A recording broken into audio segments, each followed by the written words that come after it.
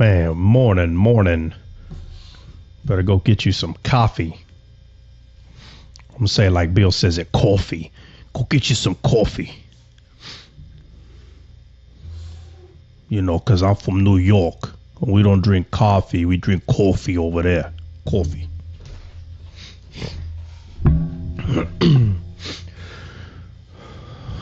Here in Texas, we say coffee. Make it simple. Coffee. Wherever you're from, maybe you drink Skibble or Scuts. I don't know. It's coffee over her. Or maybe we drink some coffee.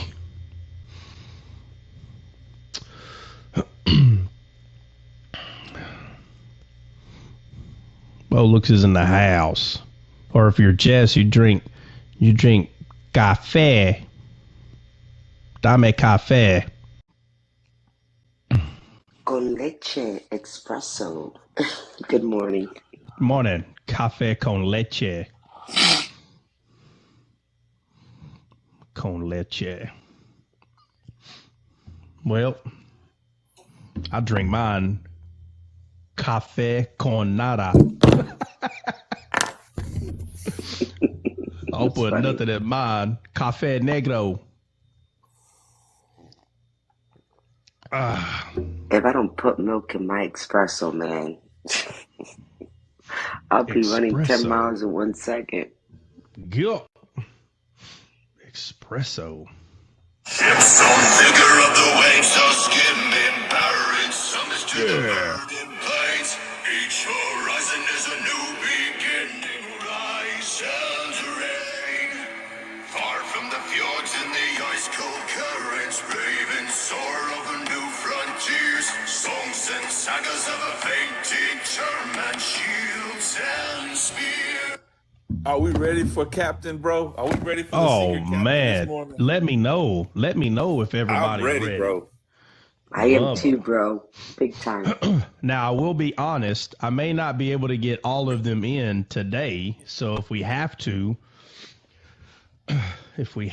we could take it to tomorrow. Oh, I didn't think we was gonna get all of them in.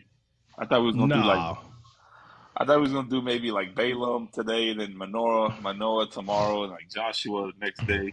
Who knows? Yeah, it just depends how it goes, man. It just depends how it goes. You know. Yeah. So we'll discuss them. We'll go through there, and you know how it is. You know, I'm sure there's going to be some digressions here and there, and that's okay. I'm sure you're gonna try to stick Barry Sanders down our throat like the best football player of all time. Barry Sanders. Dude, Barry Sanders. Hey, amazing, did you see the dude. video I sent What? you? He is amazing. I'm not gonna lie. I'm not gonna say he's not one of the greatest of all time. No, I know you're not. Trust me. I know nobody would say that. But what? Who? Did you see the video I sent you of the little boy fighting the rooster, bro? No, what account you sent it to? The one you're on now. No. That was funny. Hold on, let me see. Oh, here we go. I'm gonna see if Tony's even paying attention. Tony, what are you saying about Bo Jackson? Don't say nothing, bro. Don't say nothing. Tony, what are you saying about Bo Jackson, bro? Hey, disciple of Yeshua, why do you still got bacon on your name? I thought you were gonna take the bacon off. The Hulk. Hulk was up. Hulk put Joe Montana. Bacon Prophet. Joe Montana. Football. Okay, so Tony, we're not talking about football. We're not talking about all around athlete, bro. If you're talking about, if we were talking, still be Deion Sanders, brother. Yeah, but his argument would be valid though to say Bo Jackson, that'd be a good choice. Well, that's not what the discussion was. But if the discussion was all around, then obviously Bo Jackson would be an argumentative point, but Deion Sanders would be the answer. Hulk put Joe Montana. Hulk, why you put Joe Montana? Greatest ever? Greatest what? Quarterback? What are we talking about? Hulk, are we talking about greatest quarterback? greatest ever what? Because if you're talking about all around, that would not be Joe Montana. But I will say that this. would be no, sir. But I will say this. Joe Montana was amazing. Period. The end. Hulk, man, how's everything been going, bro? OJ, stop it. No, he's saying okay. I think he meant to say okay. No, he's not the greatest QB ever. Honestly, he's not. No, it's Joe Troy Montana's not the. No, That's you Troy come on, bro. Stop it. That's just a Cowboys answer. Stop.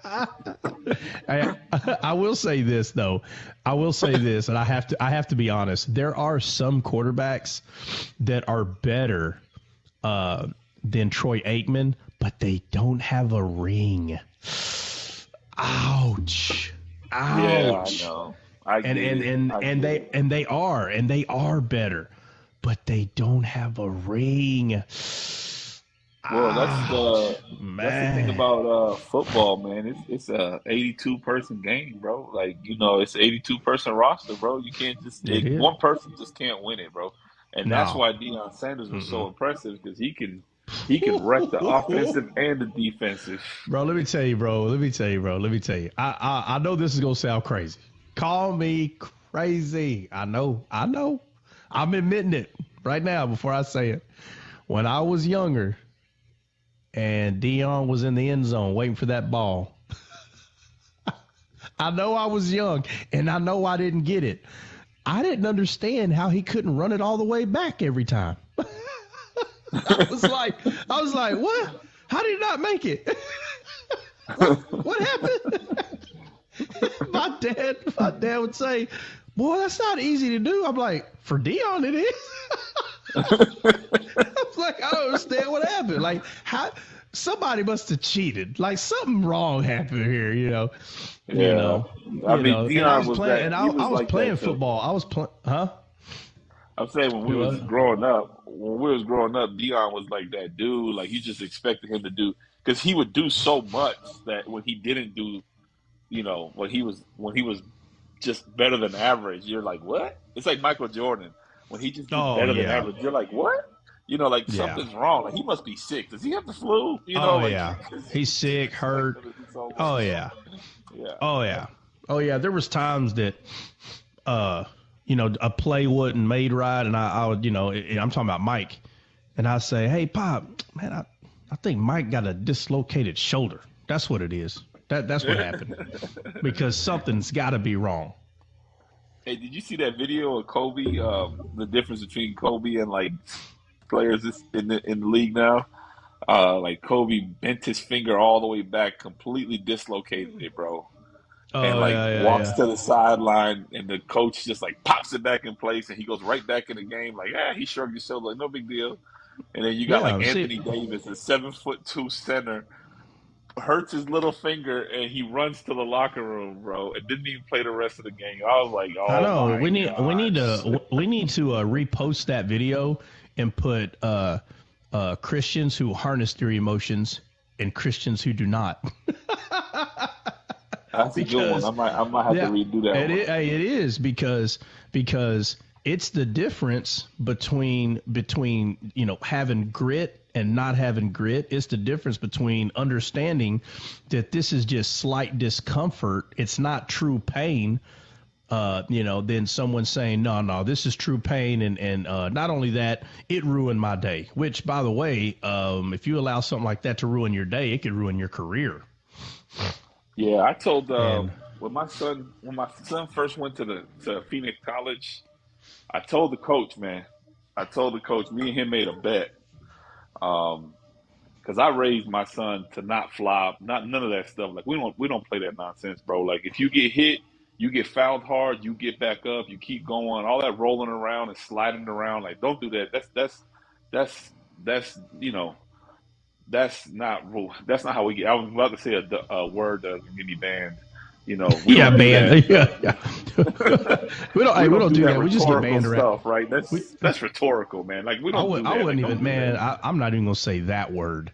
That's how close I think, bro, that they're gonna be like, oh, He said a word that started with an R and the second letter was an E. That's good enough for us. Right. Get out of here.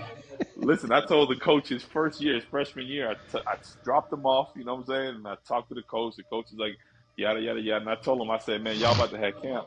I said, I promise you can't break my son.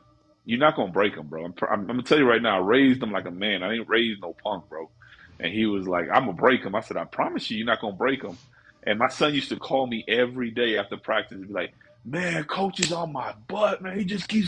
He keeps yelling at me, he's spitting in my face and da da da. I said, did you break? He said, nah, I just kept smiling. I said, you keep smiling and you keep hooping. And every time he tells you to go harder and he yells at you, even though you do it right, do it even harder next time. Dunk on somebody. Do something amazing. Like never let you broken. And by the end of the season, by the end of the camp, he called me. He's like, man, yeah, you right. You know, you got to – he ain't really raised like the rest of these kids. The rest of these boys, they break down, start crying, and quit. You know, I bet, bro. How old is your son right now? He turned 20 this year. This was a couple years ago. Yeah, I bet there's probably 2 or 3 with the mindset like his, bro. If he's 20, oh my Lord, bro. Oh yeah, the coach is like, my son used to call me laughing like, Pops, like he's like, bro, such and such broke down, such and such broke down. Yelling, man, punch the wall, bro. And I was like, you better not do that. You better stay in. He's like, nah, I'm cool. I don't let him. And he tell the coach would be like, man, my dad was way worse than you, bro. I used to be destroying this kid, man. Like, if you want to be great, I'm gonna help you be great, but you just going to put up with it. But the coach at the end of the whole training camp, like, man, coach is like, I don't think he likes me. I said, nah, bro, this is what happened. I told him I made a bet with the coach. He's like, oh my gosh. I said, but now he loves you. Yeah, he loves you. You're his favorite player. Yeah, because 20-year-olds, oh my Lord, bro. Oh yeah, they soft. I'll just say, soft these boys. Oh, I know. Listen, bro, this dude. I think I might have already told you, but this dude that my wife went to police academy with, but he's 21 years old, bro. 21. Bro, I already had confirmed kills at 21. 21 years old, dude. And he gets sprayed with pepper spray. They hit him in the face with pepper spray. He's like, and I'm like, what? I wasn't looking directly at him. Because to me, seeing a man, and I don't mean a male, I'm saying an adult, okay? Seeing an adult get sprayed with pepper spray, you know, it's no big deal to me. I've never seen anybody fall apart. First off, let me say that. So anytime I see a group of people about to get pepper sprayed, I'm not thinking anybody's gonna like fall apart, dude. I've never seen it. And so, you know, we're like on the third, fourth person, and finally they get to this guy. They hit him up, and he runs to the first obstacle. And hold on, let me put. What is that? Okay, hit him with the first obstacle. You know, he goes to the second and maybe the third part, and I just hear like this whining. And I'm like, what is that, bro? I turn around. He's already on his knees, Bubba. He done gave up, Bubba. He's just like, wow. And he's not even breathing. Like, he's just holding his breath. He looked like a newborn, bro, that needed to cry. Like, just holding it all in. And I'm like, oh, my Lord. What? This dude is 21, dude. I'm like, bro, and you're trying to be a cop, dude, and you can't even take spray. Like, nobody's even trying to beat you up. It's just the spray. Like, yeah, that's crazy. There's nothing happening. And I'm thinking, man, I bet he can't cut onions, try. He's probably never cut one. Hey, matter of fact, that's what they need to do, bro. Before they spray him, they need to. You got to cut 25 onions. Yeah. And then if you can take that, we'll spray you. God Almighty, bro. With no moaning, just let the water roll down your face and just let it. Yeah, I don't want to hear no sniffling, nothing. You can't sound like trot sniffles or nothing, man. Yeah, nah. I mean, even when I went to boot camp, even like the gas chamber, I don't recall anybody falling apart, even in my platoon in the gas chamber, bro. And the gas chamber is no fun either. I mean, it No, lasts. it's I not. think it Well, lasts about. It doesn't last probably as long when you get out, but while you're in there, I mean, it is miserable. Like you can't breathe. You're coughing up well, a lung. the difference between CS gas and pepper spray is, CS gas can unalive you. You know, pepper spray can't. It's just crushed up peppers and pressure water. The water comes out and has crushed up peppers in it, and it gets in your eyes and it burns. But CS gas, it takes the oxygen out of the air. You can't even breathe. I mean, you can become unalive. Like if you get attacked by CS gas for real in real life, first off, they're not throwing one canister. That's what a lot of people don't understand. They're oh, what do you say? I saw you, Bill. Y'all usually get me with that. Yeah, bless everybody. What's going on? Yeah, like the CS gas. It just But no, well, what I was going to say about it is, like, if you get attacked by that, Bubba, they're throwing so much of it, no matter what direction you go. Like, there's going to be 100 feet of CS gas in either direction that you go. The CS gas they hit you with in training, it's just enough to give you an idea what's going on. They don't keep throwing it at you. Now, when you go through certain schools in the Army, they do, and I've been through some of those schools, and it may not be 100 or 150 feet, of CS gas, but it'll be 30 or maybe 40, and like you don't know where to go because it's a big, diameter around you. So you guys go in the chamber? Try. Okay. Well, yeah. Absolutely. Okay. Every basic trainee goes through the chamber, right? And that's just like the way they do it in the Army is if you want to go out that front door, the one you came in, that's fine. Then go out. But you're coming back. You're coming through again. There's only one way to finish the CS gas chamber, and that's to go out the back door when you're told you can. But that's after you do all the tasks. So, there's a lot of running in place, push-ups, jumping jacks, and you're doing this with your mask on. And then once your heart rate's up, Bubba, and your body's fighting for that oxygen, the whole room's full of gas. And you take that mask off, you're not holding your breath. Bubba, they got you so wore out. I mean, you're wore out. You're trying to breathe. So they don't let you go in the gas chamber without your heart rate pumping, because if someone could hold their breath the whole time, but they want you to take some deep breaths for a reason. They want you to suck, period. So, but that's just basic trainee stuff. But you know what? I think that's only for infantry guys though. I don't think Pogues in the Army go through the gas chamber. Well, I don't know. I can't relate to Pogue stuff. But anyway, let me say this. So but I'm just telling you that not everybody is. Yeah. Well, I don't know, but I'll tell you this. But when you go to other classes, courses, or schools or whatnot, they're dumping multiple canisters at you wherever you are. And so, now the training kicks into a different point where you got to work your way out of that gas, obviously, without passing out. You pass out in CS gas, you're unalive, Bubba. There's no oxygen going in your body. You're unalive, man. Let me see. Yeah, I used to crack up when you walk into the gas chamber and it's usually I don't know why they always pick like the smallest Marine. He's in there cooking up that stuff with his full mop suit on. It's hilarious, bro. Yeah, well, what he's like what a little Grinch in there cooking that mess up. What did they use for CS gas for y'all? Do you remember? What gave off the gas? Bro, I don't know, man. They should be cooking this stuff in the middle of it looked like a meth lab. I don't know what they were cooking in there, but whatever it was, it burnt like hell. Like the whole hold on. So when you walked into the gas chamber, it was already full of gas?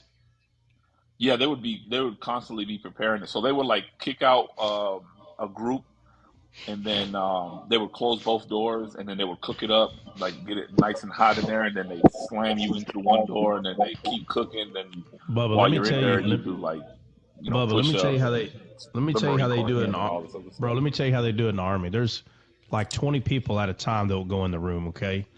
Right. Same. And there wouldn't be no gas in the air, okay? It'd just be drill sergeants and y'all. But there'll be a big bucket of liquid in the center. Yeah, right. And, and they have a peel, huge peel, like big as a Pepsi can, a big old peel.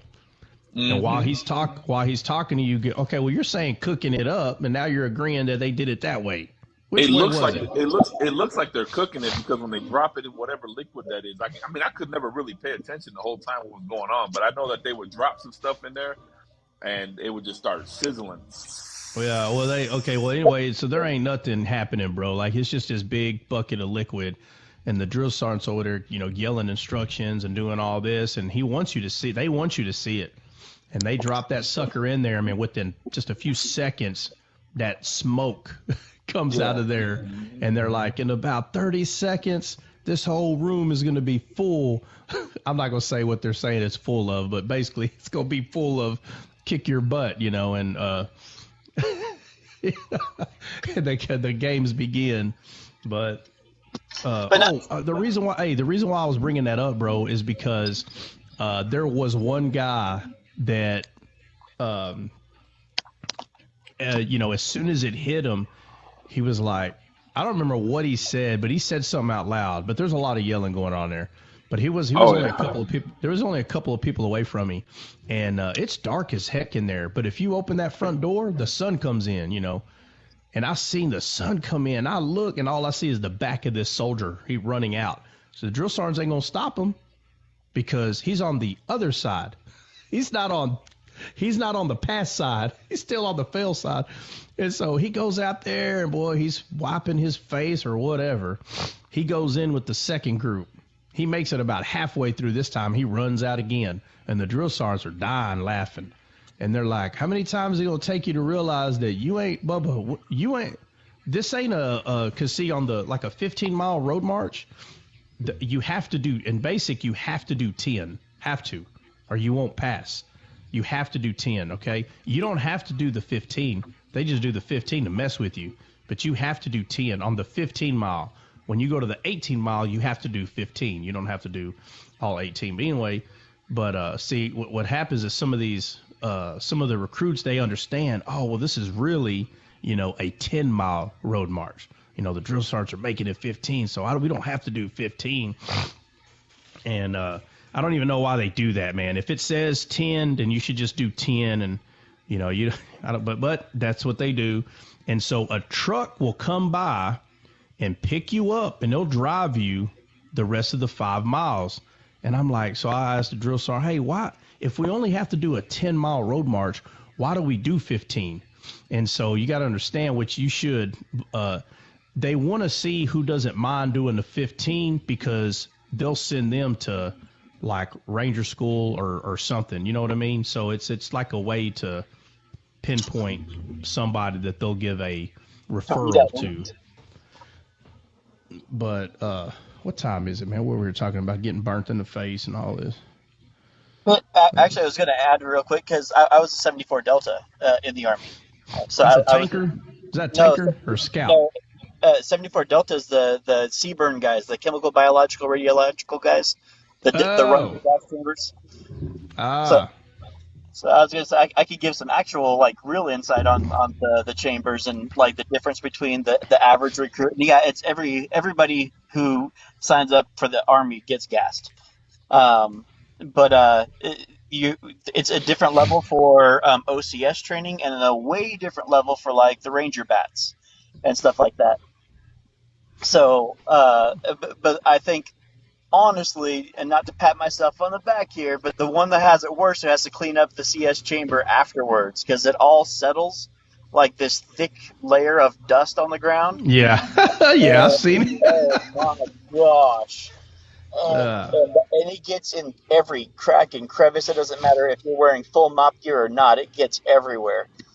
And Oh, it burns like crazy. Yeah, it's nasty, nasty stuff. Yeah. Yeah, no, it's no joke. It is no a joke. Yeah. Let me see. What time is it? 9:01. Well, let me see. Let's oh, Time yesterday. for Bible. Time for Bible. Yeah. So yesterday we still had like 20 something minutes left, and my screen goes black on my phone. I'm like, man, what happened? Well, I plugged my phone in, but my dog, I don't know why he always goes on that side of the wall. There's so much room for him to move around over here. Well, my phone was unplugged from the wall. And the only way that could have happened is when he went back there, he knocked it off the wall and I didn't hear it. So I'm over here thinking my phone's charging and it's not. So that's what happened yesterday. At first I thought I said something wrong. I thought old daddy TikTok, Uncle Fester TikTok, I thought kicked me out.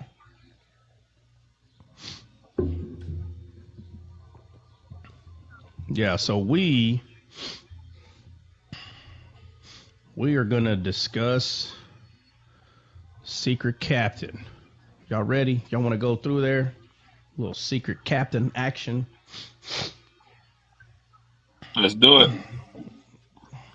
I just was watching this. They got a 1988 Marine Corps recruit training gas chamber in Paris Island back in '88, bro. It's crazy how different that island changes. Everything changes. All right. Good morning. God bless y'all. Morning, Stephen. Morning. God bless. Yeah, so let's start off. Matter of fact,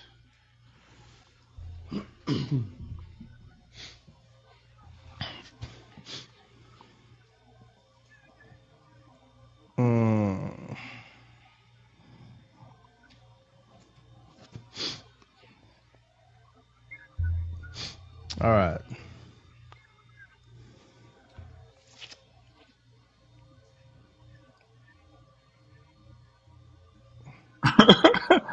I got one from 1996 in Fort Leonard Wood. These videos are funny. I want to sit down and go through these. Who's recording it? I have no idea, bro. Normally, when people are recording, it doesn't show the person recording. Oh, so it's not like a documentary. It's not telling you who's. It's just footage. It's just raw footage. Raw footage, yeah. Yeah. Which is better. All right. Well, I keep thinking I'm going to find this thing. I can't find it.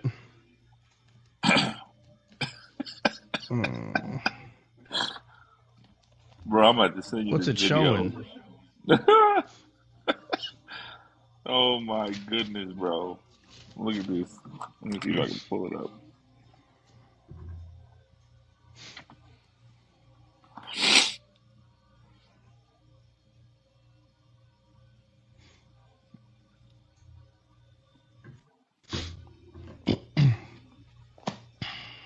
You see him try. Hold up.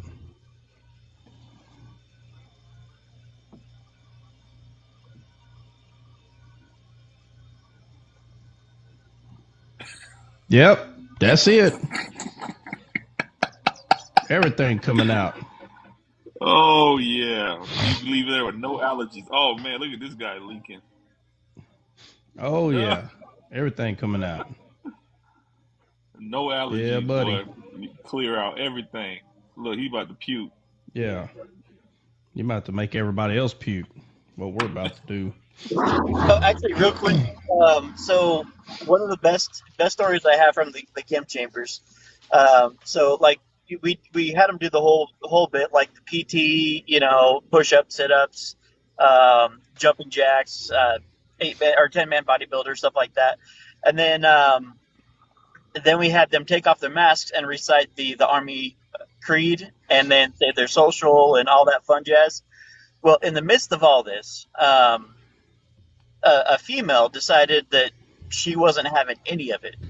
So with her eyes completely shut with eye boogers, and with her chin to her chest, she ran as fast as she could to where she thought the door was, and ended up hitting the brick wall right next to the door, knocking herself out completely cold. So we had to go and pull her out of there while everybody else is still trying to fiddle with putting their gas mask or screwing their canister back on their gas mask. Well, I guess. Yeah, that would have been what post was that? Where were you at when that happened? That was over at Fort Leonard Wood, or Fort Lost in the Woods. Oh, Fort Lost in the Woods. Yep. Because that's where we got to actually run through the. Oh shoot! I don't know if I could say that on TikTok. I'd say the Twitchy serum chamber.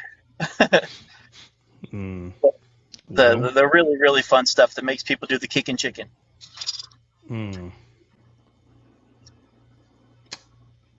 Well, alrighty.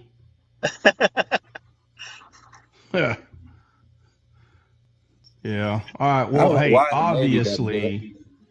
Do what? I said, I don't know why the Navy doesn't do it. I didn't do the chem chamber or any of that stuff. Yeah. Well, I mean, they don't do it because the odds of you being in a situation where you're going to get tear gassed is just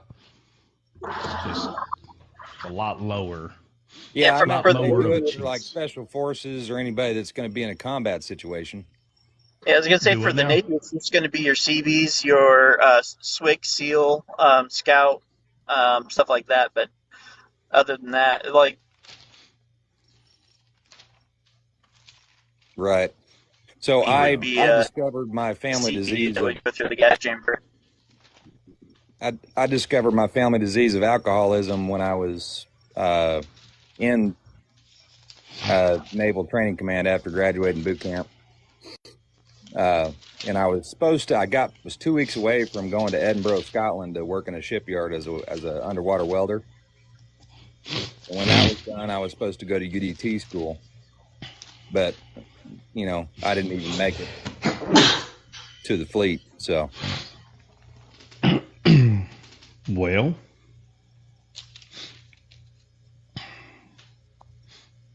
let's see. Hindsight's 20/20.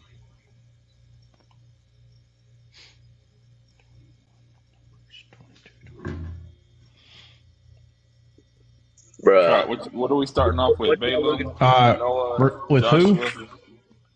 Who we starting with? We're going to start with Joshua. All right, Joshua 5:13, guys. Joshua chapter 5. That's where we're going to start off then. Y'all get straight to it. Let me grab my Bible. I need to go get a charger because my phone's going to die on me. Oh, no, I got one right here. Thank God. Look at God. Well, looky Won't he here. Do it? Won't he do it? What? What'd y'all do? I'm saying I needed a charger, and I looked down. There happened to be one, and I said, look at God. Won't he do it?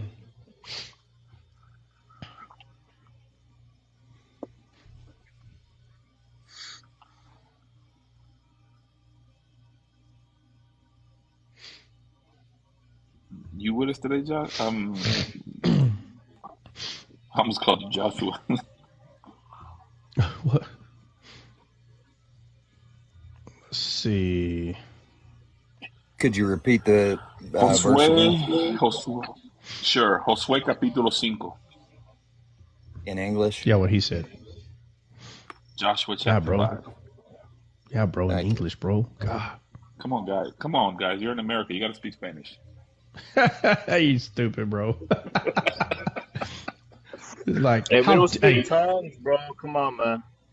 Hey, how dare you're you in not know? California. Hey, That's Mexico. yeah, how dare you not know another language? How dare you? Bruh. Yep, that's the Bruh. ongoing joke. What do you Yeah. call somebody You, who only speaks one language? American. no, they just got to pray for the gift of speaking in tongues. I don't know what's wrong with these people. Come on. Yeah, Oh man. my goodness. Yeah, Oh then you can Lord, speak. help these Then you can people, speak man. Chinese at will. It's supposed to Hey, be a translator president. Yesu Aini. Huh? Yesu What? Aini. That's Chinese. Yeah, that's Somebody what I said we don't said. speak Chinese. Yeah. We speak Who said Chinese that? here. Ni hao ma. What a Ni hao Tori, Nehemiah. Tori, it depends on Brother Trot over here. He has to download it.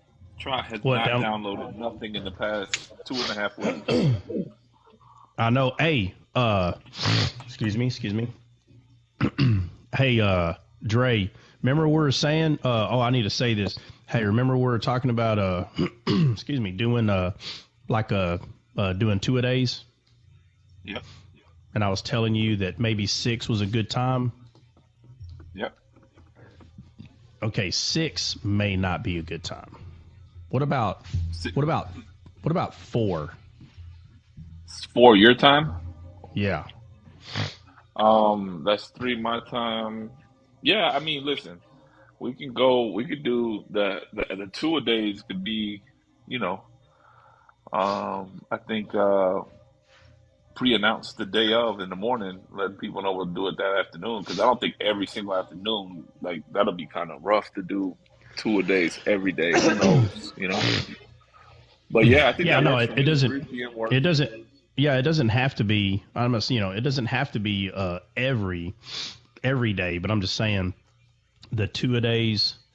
I think 4, because I didn't know what shift the old heifer was going to start, but the shift she's starting, the best time would be 4. We just found out the exact shift. So You said heifer. Did Taylor send you that video of the old man talking about the heifer? I don't recall any video. No, Oh I my didn't send gosh, it to him. I just I'm sent gonna it have to to you. send it to him, bro. I'm gonna send it to him. He said that Hey, big old water heifer. sharing is caring, bro. Whatever videos you got, share with the crew, man. Dre, send it, All right. please. I'm gonna send it. Yeah. So let's go to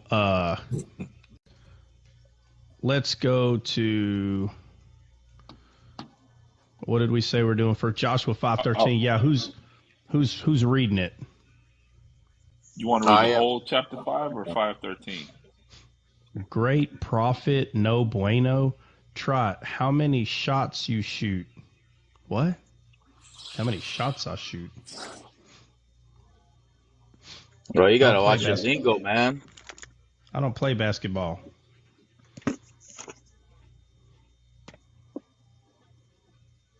Jefita. He's What is whipped. That's Jefita? why. What's a CJ, You got him whipped. Joshua chapter 5, CJ. What's a Jefita? A boss? A heifer in Spanish. No, it's not. Oh, No, it's Jefita. not. Jefita means boss. Boss, yeah. Well, same thing. My Jefita is in front of me right now. My boss. hey, does anybody know what that means? How many shots you shoot? What does that mean? Basketball. You know what? That's what I thought it means. About. Yeah, I don't play basketball. I don't know. Y'all were talking about military. I'm wondering if it might have something Yeah, to do that's with what he's talking about. He's probably talking about your sharpshooting or something like that. But don't engage. Yeah. I don't understand what he's talking about. All right. Anyway, yeah. So who's gonna read Joshua 5? Oh man, that's Cube, bro. Is that Cube? I'm looking at it. Joshua 5:13. Yeah. Now it came about when Joshua was by Jericho that he lifted up his eyes and looked, and behold, a man was standing opposite him with his sword drawn in his hand. And Joshua went to him and said to him, "Are you for us or for our adversaries?" I'm gonna keep reading into verse 14. Yeah, no, 5:13 is where I wanted you to start. I'll let you know when to stop. All right. Yeah. He said, "No, rather I indeed come now as captain of the host of the Lord." And Joshua fell on his face to the earth and bowed down and said to him, "What has my Lord to say?" What Bible are you reading? We need you to read Bible. What are you reading? What you reading over there? What you reading over there, bro? I just got this Bible as a gift. It's a New American Standard Bible. No, I'm giving you a hard time. Go ahead. All right. Joshua fell on his face and what? Joshua fell on his face to the earth and bowed down and said to him, "What has my Lord to say to his servant?" And the captain of the Lord's host, said to Joshua, "Remove your sandals from your feet, for the place where you are standing is holy." And Joshua did so. Right. So in the Old Testament, man, in its entirety, there's this certain attitude of like authority, like it's not even questioned.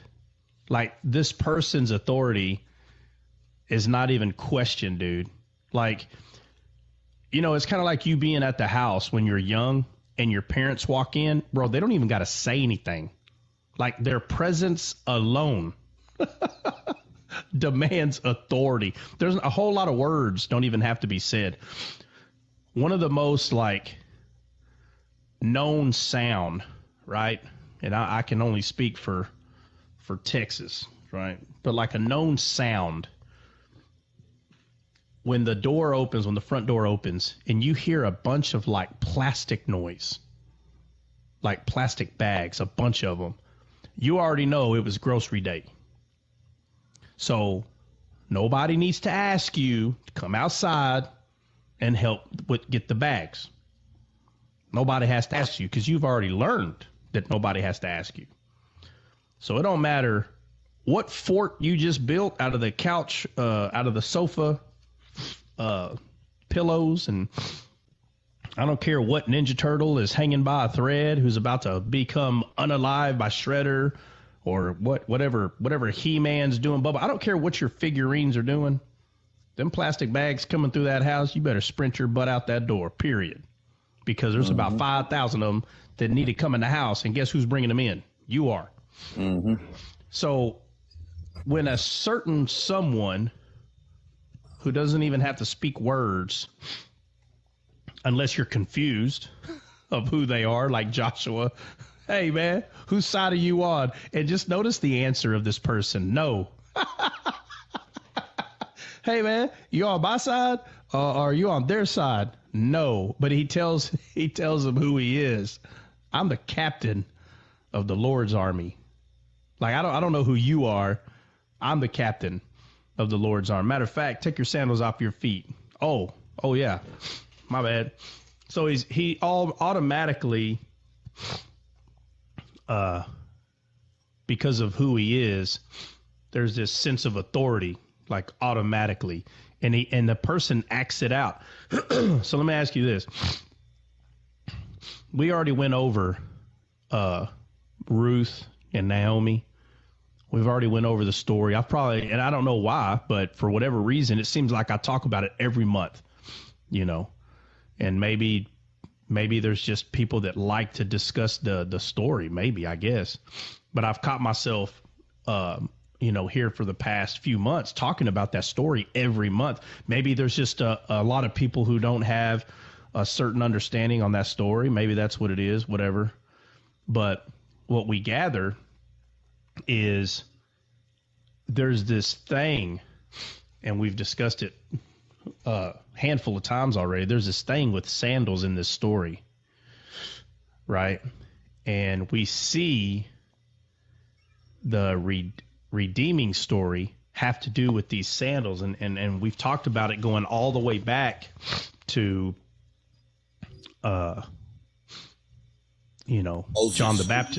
John the Baptist, right, where he says that I'm not worthy to unlatch his sandals off his feet. So we see this person with the sword drawn claiming to be the captain of the Lord's army.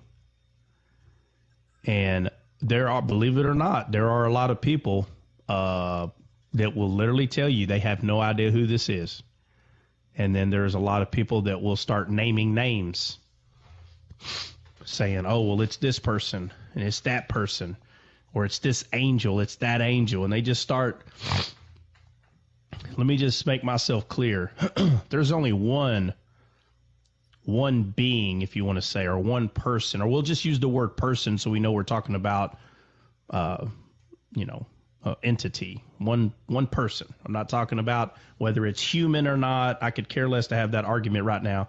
But there's only one person in the entire Bible who is worthy enough, who has the honor, the privilege, the integrity, the selfless service to tell another to take their sandals off their feet. There's only one that's able to say that.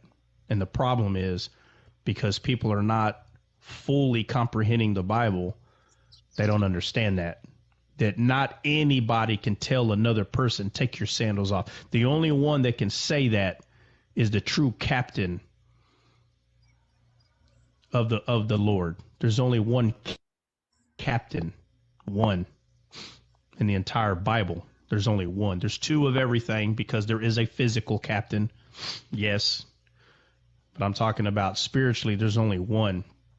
There's only one captain in the Bible. Does anybody have the Hebrew of this? What, the word captain? What word? Captain. Well, go ahead and look it up. I got a phone here, but. Oh. I'm on it. Oh, I'm on it. Why are you wanting to look up the word captain in Hebrew? I just find it interesting. I believe you 100%. It sounds right. I mean, captain means prince, ruler. Captain means prince, ruler, leader, chief train, official, captain. Yeah. It means captain. They got ruler of rulers. Commander. Yeah, but that's not okay. So, Stephen, so there's many ways to study the Bible. So if this word captain was only captain in Hebrew, what would you say about that? If all it said was captain? I would say that it was Yahweh that told Moses the same thing at the burning bush. Well, what I'm saying is, if the Hebrew word, right? Let's say we looked up the Hebrew word, and all the definition that was given was just the word captain. I would say it would have to be in context with take your shoes off your feet, like you said. There's only right. So you could study the Bible in this kind of way using Hebrew, right? But there's parables that we have to use to study the Bible as well, right? And so this is where I see a lot of people make a mistake. They're like, oh, well, if it's not saying that it's a certain person, that it's not, which means they still haven't understood that God speaks to us. He speaks to us in parables as well. And so in parables, that's the whole point of it being a parable, is it doesn't tell you specifically who is what. You have to be able to put them together that way, right? So the reason you're not hearing me bring up Hebrew is because the Hebrew may help you a little bit to see some of these things, but it's not where the focus is not that here with Joshua. I'm confused. So what did you say it was, and where's the misunderstanding? I'm confused. I must have missed it. What do you mean?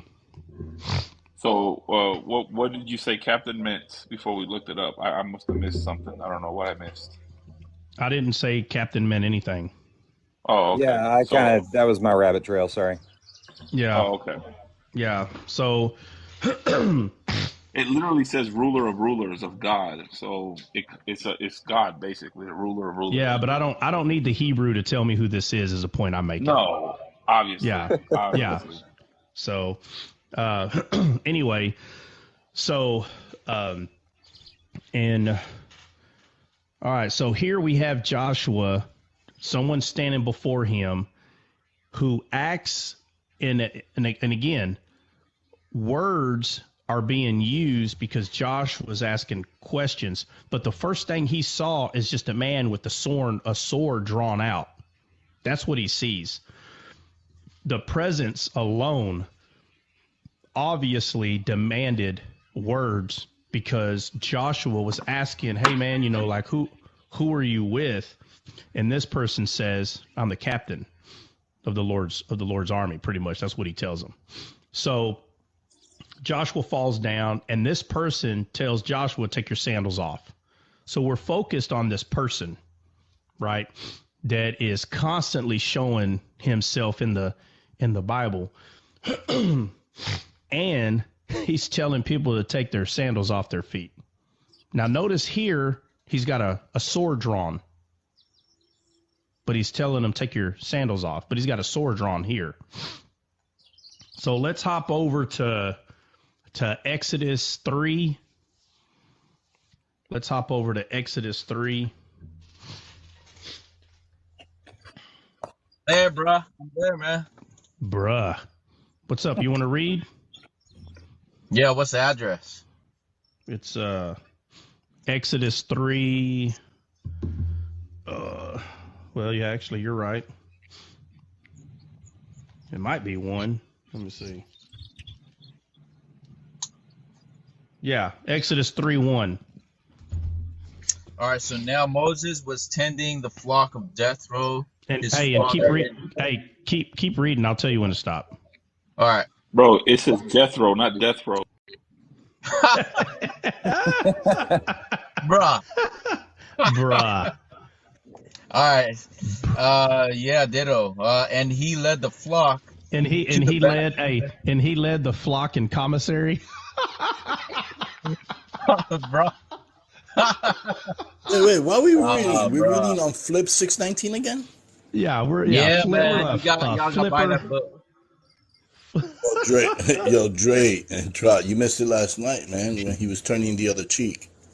Hysterical last night. He's turning the other cheek, man. All right. Hit it. I don't know what he's Flip. I'll tell you later. Oh. All right. So, and he led the flock to the back of the desert and came to Horeb, the mountain of God.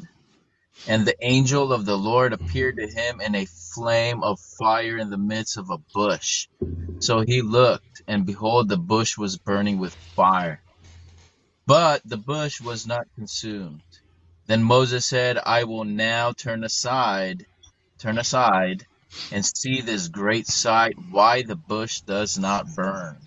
So when the Lord saw that he turned aside to look, God called to him in the midst of the bush, and said, Moses, Moses. And he said, Here am I. Then he said, Do not draw to this place. Take your sandals off your feet, for the place you stand is holy ground. Moreover, he said, I am the God of your father, the God of Abraham, Isaac, and the God of Jacob. And Moses hid his face, and he was afraid to look upon God. Keep going. No, that's far enough. So like I said, there's some of these I've already been over, right? But when you're trying to show somebody some of this, especially when they're telling you they don't see it, right? Because I run into it very often, where people literally tell me that they don't see this. So you have to start off slow. And you have to give them a chance, man. And it's not always easy for me because, it's just not always easy. And I'm telling you, it doesn't matter how long you go over this stuff. It's sometimes on certain people, it's not easy. Now they're asking you, they're telling you, hey, I want to see this. And you're saying, well, I don't understand how you're not seeing this, but you just got to remember everybody's in different places. And, you just have to start slow, and that's fine. There ain't nothing wrong with that. But, excuse me. But let me tell you, being an infantryman, and you can learn to lose your patience very quickly, but at the same time, you're actually teaching yourself patience because, before long, 2 years have went by, and you've been training civilians how to do a very specific job. And it could be a bit tedious because you start catching yourself repeating the same stuff over and over. And if you're not careful, you'll make yourself believe that private in front of you'll make yourself believe you've been teaching that same private for 2 years.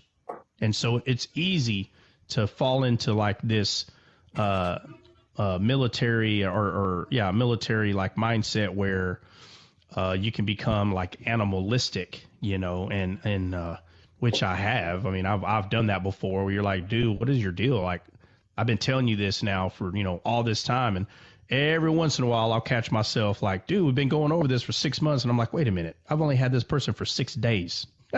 So, this is a totally different person here, which I'm glad that I've at least been through something where I'm like repeating myself over and over. And so it just makes it easy not to get,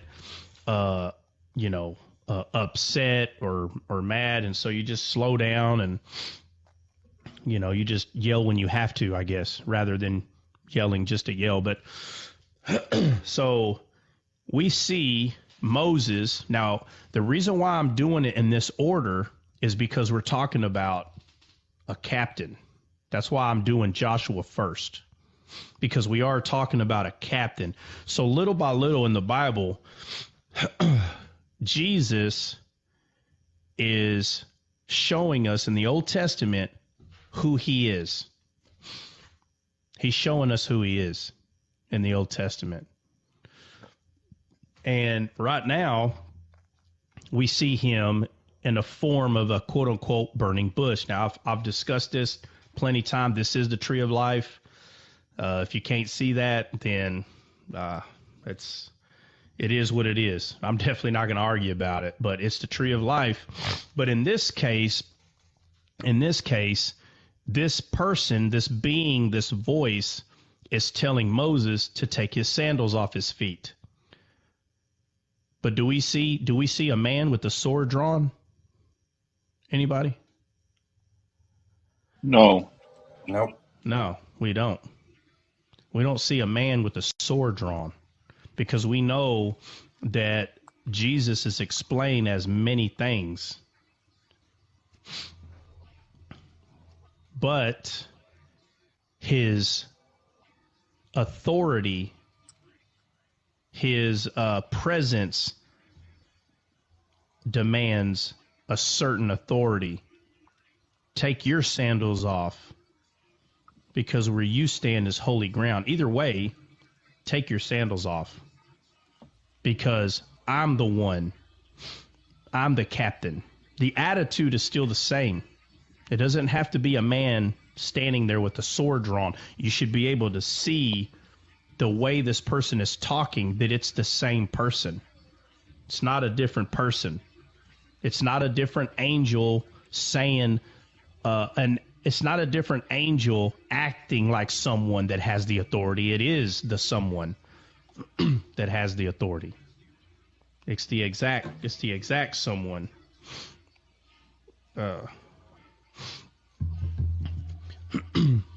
Because there's only one captain. There's only one who has the right. There's only one that took initiative, right? There's only one that arose from a seated position to do something very specific. There's only one. And the Bible makes it clear that God looked for a man, but there wasn't one.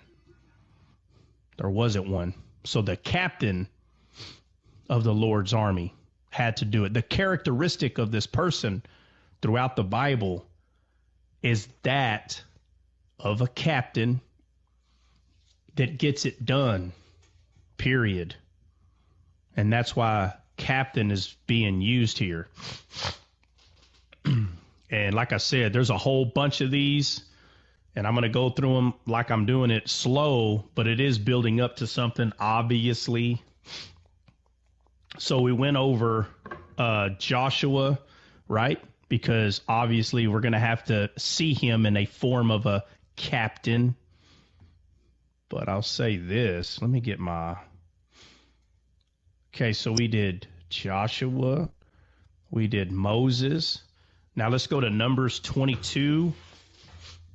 We're going to look at Balaam.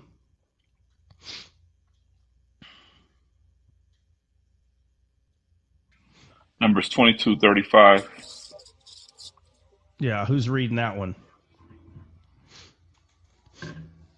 Can you digress for like 5 minutes? I'll be right back, bro. I don't want you to keep going without me being here, but I just need like 5 minutes. Somebody's at my door. Okay. Y'all can talk about Barry Sanders being not the greatest. Oh, yes, he's the greatest. He's not. 22:25, you said, right? Numbers 22:25? Well, it's somewhere in between. Okay, so I know it's Numbers 22, and it's 20 to 30, somewhere in there. Matter of fact, let me just look. Make sure who's going to read. What? Yeah, it starts at 22, the angel and Balaam. Yeah, but let me see where I want. Hey, you also got the ass in this chapter. The what? The what? Donkey. The ass. The donkey. Yeah. Yeah. Yeah. Yes, indeed. Let's see. That's going to be a good one. Yeah, so no, we're starting at 20. We're starting at 21. He said 30 something. Let me see.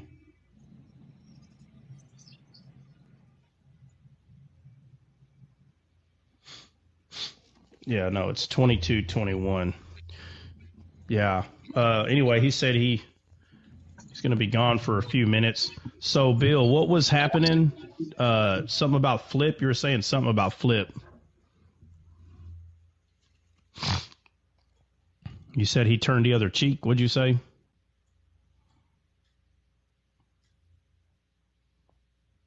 Bill, you there? Yeah. We can leave that for another day, for another time when not on this one. Why? But he was laying hands like the Holy Spirit was flowing through him, and he was just laying hands with fire. With fire. Ah, I see. Well, hey, a quick hold on. Oh, yeah, a ahead, quick bro. recap. Joshua 5:13 we started. What was the second one? Exodus 3:1. Exodus 3:1. That's Yeah. Now remember the. Go ahead, Flip. Okay, sorry. Thanks. No, you're good. Y'all digressing? Yeah, we digressing, man. What you got? Oh no, man, because last night, man, like I was at a live, man, and literally how do I put this? A body kit was discharged outside my apartment, right? So I told Yeah, man. I told my warden. I told the warden, get out, move out the window, get behind the bed. I told her that. Yeah. And she went behind the bed, man. And, I was putting on my shorts, just in case something happened. And we were like in pause for like 2 minutes. And we see 3 fire trucks outside, on the street. And all these cops showed up. Cops started circling the vicinity. And yeah, man, it was crazy, man. It was like warfare, man. Bro, you called your wife the warden? The warden? I love it. Yeah, bro. The Hey, warden. she caught him. Hey, she caught him, bro. She caught him calling her heifer, and she said, "Don't you dare! You're not from Texas." She's like, "You're not from Texas. You're from the penitentiary. Say something that makes sense." You stupid dry. Oh, no. But yeah, that was it, man. A bunch of police outside my door, and I was like, no, let's just get back in the place, you know. Hey, Alex said. Kids go off Alex all said. the time in my neighborhood.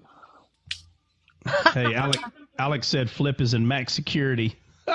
Hey, he's right though. I was level 4, man. He's in the Supermax, bro. Supermax. Bro, he's walking around his own house in shackles. That's the level 4 status for you.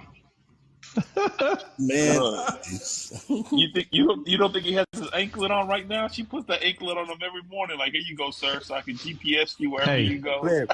Hey, she's like, keep your hands on your back. Keep your hands where I can see him. Hey, check it out. Now she wakes up every morning, bro, and she says, "Take your shackles off your ankles, for I am the captain of this house." Hey, Flip got some of the prison sandals he got to put on in his house. Yeah, that's right. The orange ones. Hey, the orange ones with the fake weaves. They got the fake weaves. Shower shoes on, bro. She got shower shoes on. Oh yeah, shower shoes. Yeah, shower shoes. She got him cleaning, washing his underwear on the sink. Oh, that's right. That's right, bro. I bet. Hey, listen. I bet Flip's toilet is clean as ever, boy. Yeah. It's clean. Taking a bird bath. Yo, not for nothing. I heard he took the seat. He took the seat off. He wanted to feel comfortable. Oh. Yeah. I love you, brother. You know I love you, man. Hey, man. Funny, okay, sorry, yeah. No, that is funny. I'm not gonna lie though. You took your seat off so you can feel comfortable. Hey, Flip knows. Hey, bro, Flip knows if he's in trouble, bro. He knows if he's in trouble. She comes back from Walmart, bro, and gives him. Hey, she comes back from Walmart, and it's all like commissary Adams in one of those mesh bags, bro. She hands it to him. A care package. One of those, hey, bro, is that what it is? A care package? Okay. One of the boot camp laundry bags. Try it. Bro, Flake gets a care package every week. Hey, how you know she shop at Walmart though? You watching us or what? Well, I don't know. That's what we have over here at Walmart. I'm about to say, bro. Hey, we have that. So Walmart. That's what we use. Home and he was like, Flip came home. He's like, I don't like this lever flushing stuff. He went to go switch that out to get the button flush. Y'all. All right. We're done with Flip. All right, Flip. We'll pick up on this in about 5 minutes. No, I'm just kidding. Wait, where do you want me to start reading that? He went and bought stainless steel spray can. What? Stainless steel spray can? Y'all comedy. Never mind. Digress. I don't. Okay. Well, I think it's only about so much. The stainless steel shine. They have the special chemical to shine the stainless steel to clean it. Oh. Trot doesn't clean. His wife makes him do dishes only. So that's his job. Really? You only do dishes? That's because he's lazy. Yeah. He's scared he might drown in the toilet. Easy. Hey, come on, Bill. Hey, don't be mad because you can only fit your big toe in the toilet. Okay, calm down. Calm down now. Hey, I bet you didn't know Trot has a step stool to wash his dishes. Yo, Trot gets in the toilet and he flushes. He thinks he's in a jacuzzi. Easy. She got him doing Easy now. Courtesy flush every 30 seconds. Yeah. Oh my Lord. I'm sorry, my bad. Numbers 22. Numbers 22. Hey, how did all this turn into me being in the toilet? God almighty. That was Bill. Bill did that to you. Golly. Sorry, I get carried away sometimes. My bad. He was like, hey, I was a truck driver, okay? We talked about everything in the truck seat. Nah, he was an operator. Operator, thank you, Dre. Thank you, Dre. Thank you. Hey, he was about to correct me. Excuse me, sir. The operator, okay? Try on in those Bible. No, nothing. Hey, that's when Dre gets fed up with me. He's like, you know what? You just lie about everything but the Bible. You know what? Just talk about the Bible. I'm like, man, listen to this, bro. Oh, my Lord. I want to hear nothing I got to say. He's like, you know what? Matter of fact, I realize I don't even like you. Can you just talk about the Bible? It's like, God almighty, bro. Oh, tell me how you really feel, man. Trap me straight capping, bro. Trap me capping, bro. The man's the flip doctor, bro. I swear. Man, listen to this. Here we go. Okay, Are y'all done? Here we go. Are y'all done? Can we move on? No, just one more. Just one more. Pink said the vacuum cleaner's too tall for him. Easy. Hey, hold up. It's not too tall anymore because we got one of those robot vacs. Oh, they're the same height now. No, well, it's shorter than me, though. I just turn that sucker on. Now, I will say that I can sit on it and ride it, but I just choose not to. That's a good one. Hey, for real, though, real talk. Hey, they have one of those that is remote control. Like, you turn your phone turns into a joystick, dude. And it's like a remote. Well, yeah, I see my buddy just got one the other day. I was looking at him play with it. I was like, wow, these things are getting out of control. Have you seen the remote control lawnmower, though? Oh, dude, I have. I just saw it the other day, and I told cool, bro. I know I told my heifer, I said, you should have not have showed me that.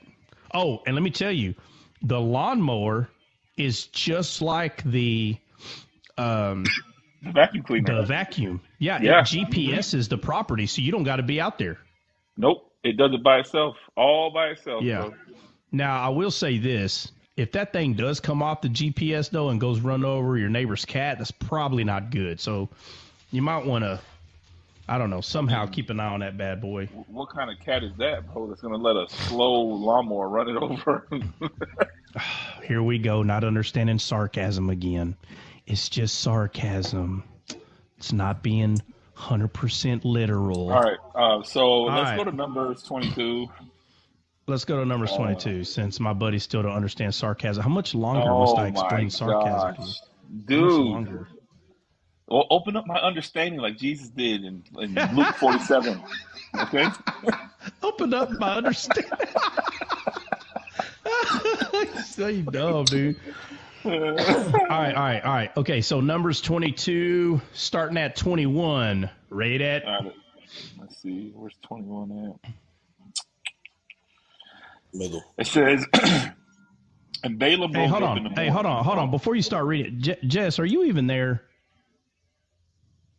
The whole time. Okay, all right. Go ahead. I'm surprised she didn't yell at us for digressing. She did it with a smooth talk all the time. Hey, listen, she's got that karate lesson, man. She's been, taught to stay out of her belly, and she's been really good about it. Matter of fact, I'm gonna give you a rose for that, Jesse. Here you go. Take a rose for just being so good. Just giving her one. Just one. All right, send it. Let's go. And Balaam rose up in the morning. Oh my God, my dad tried to call me. All right, so it says, and Balaam rose up in the morning and saddled his ass and went with the prince of Moab. And God's anger was kindled because he went, and the angel of the Lord stood in. What? He must have gotten a call again. All right, I'm back. My dad tried to call me on my other phone. Yeah, he tried to call me on the other phone. So it says, and the anger of the Lord was kindled because he went, and the angel of the Lord stood in the way for an adversary against him. Now he was riding upon his ass, and his two servants were with him. And the ass saw the angel of the Lord standing in the way, and his sword drawn in his hand. And the ass turned aside out of the way and went into the field. And Balaam smote the ass to turn her in the way. But the angel of the Lord stood in the path of the vineyards, a wall being on the side. and a wall on the other side, on that side. And and when the ass saw that the angel of the Lord, when the ass saw the angel of the Lord, she thrust herself into the wall and crushed Balaam's foot against the wall, and he smote her again. And the angel of the Lord went further and stood in a narrow place where was no way to turn either to the right or to the left. And when the ass saw the angel of the Lord, she fell down under Balaam. And Balaam's anger was kindled, and he smote the ass with the staff. And the Lord opened the mouth of the ass, and she said unto Balaam, What have I done unto thee, that thou hast smitten me these 3 times? And Balaam said unto the ass, Because thou hast mocked me, I would there were a sword in mine hand, for now I would kill thee, unalive thee, unalive thee, unalive thee. And the ass said unto Balaam, he says, am not I thine ass, which thou hast ridden ever since I was thine unto thy day? Was I ever wont to do unto thee? My goodness, this King James sometimes is crazy. And he said, Nay. Then the Lord opened the eyes of Balaam and saw the angel of the Lord standing in the way, and his sword drawn in his hand, and he bowed down his head and fell flat on his face. And the angel of the Lord said unto him, Wherefore hast thou smitten thine ass these 3 times? Behold, I went out to withstand thee, because thy way is perverse before me. And the ass saw me and turned from me these 3 times, unless she had turned from me. Surely now also I had slain thee and saved her alive. And Balaam said unto the angel of the Lord, I have sinned, for I knew not thou stoodest in the way against me. Now therefore, if it displease thee, I will get me back again. And the angel of the Lord said unto Balaam, Go with the men, but only the word that I shall speak unto thee, that thou shalt speak. So Balaam with the prince of Balak. And when Balak heard that Balaam was come, he went out to meet him unto the city of Moab, which is the border of Arnon, which is the outermost coast. You want me to keep going? No, that's good. Yeah, okay, so here, what similarities do we see with this person that Balaam is talking to? Well,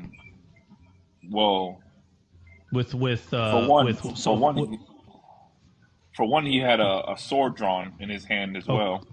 Right. Okay. So his sword drawn, and he's obviously speaking in some form of authority, because he said, he literally said that he had the power to take the life of Balaam. Right. So he's got an authority of a captain.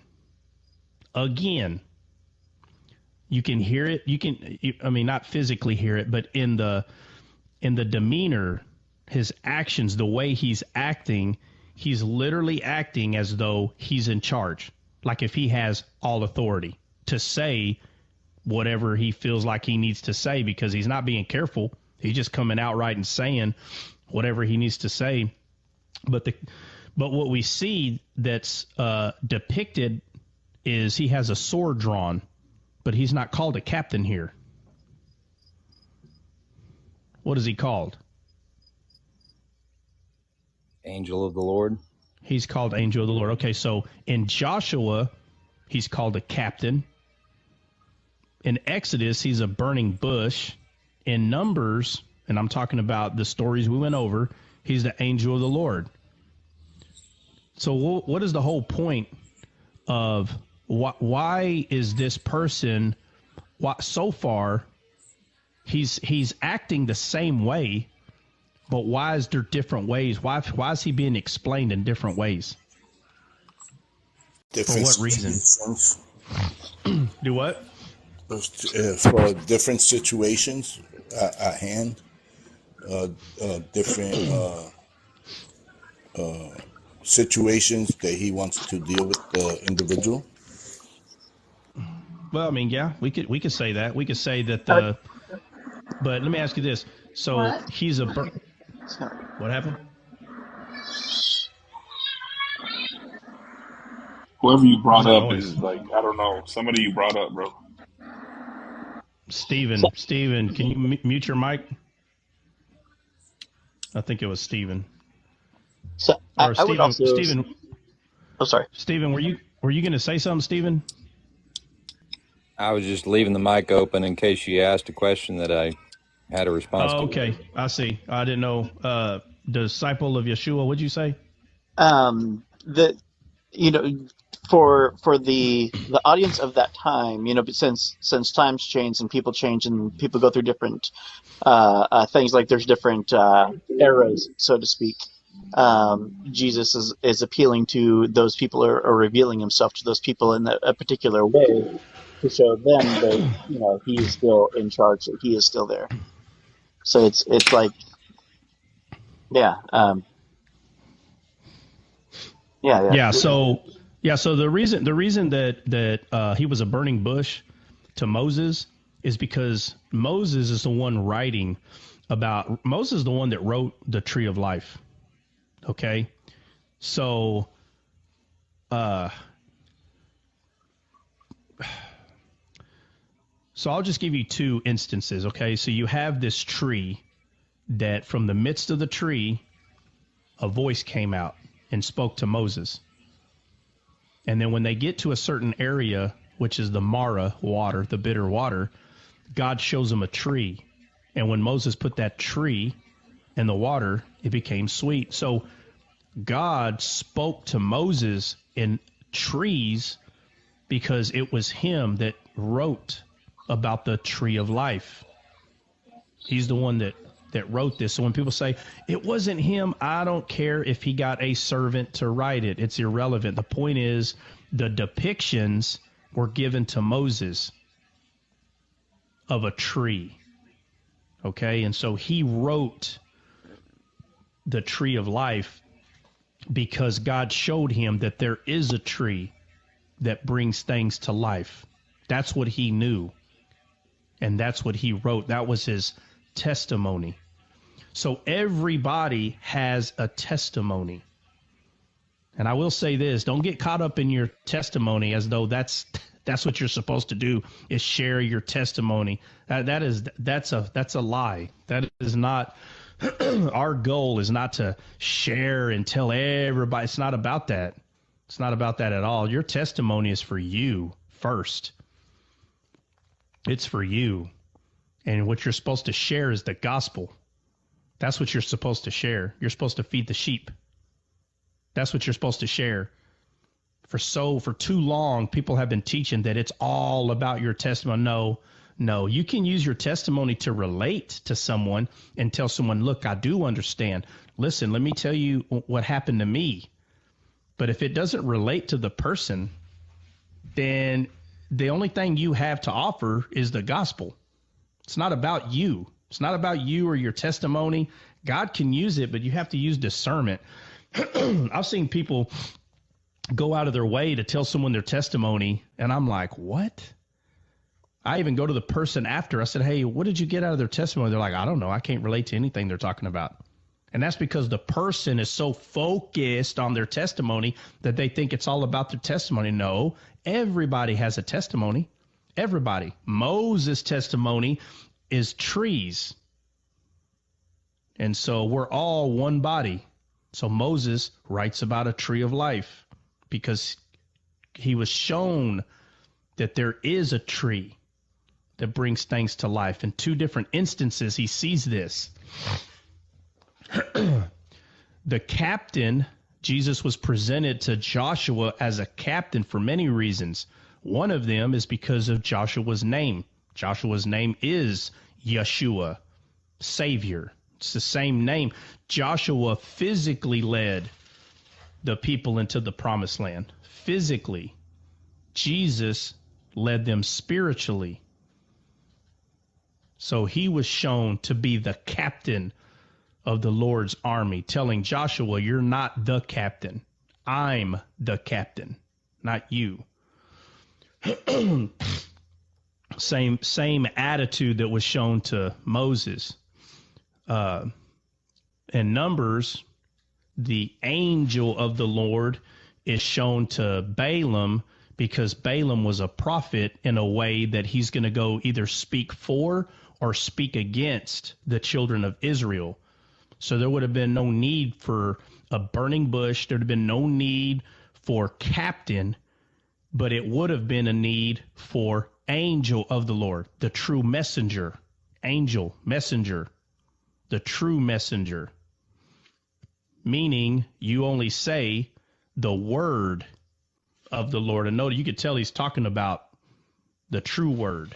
That's the only thing that you need to be saying. But his sword is drawn because he still is the captain, regardless if it's explained to us as the angel of the Lord. You should be able to see that this is still the captain, period. It's the same person.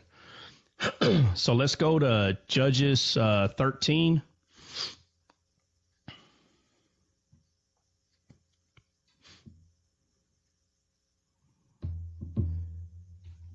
Who's going to read that? To read it. If not, I'll read it. But if somebody wants to read, if you want NASB, I'm happy to read. No, I give people a hard time about that. You can read whatever. I understand English, so as long as it's not Chinese or something, we're good.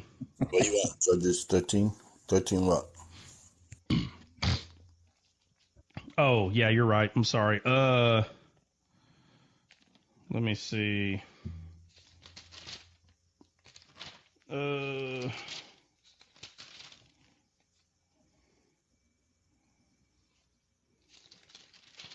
It's Judges 13, 2 and 3 is when it kind of starts with Manoah and all that stuff. Yeah, the wife, just matter of fact. Yeah, matter of fact. Just read.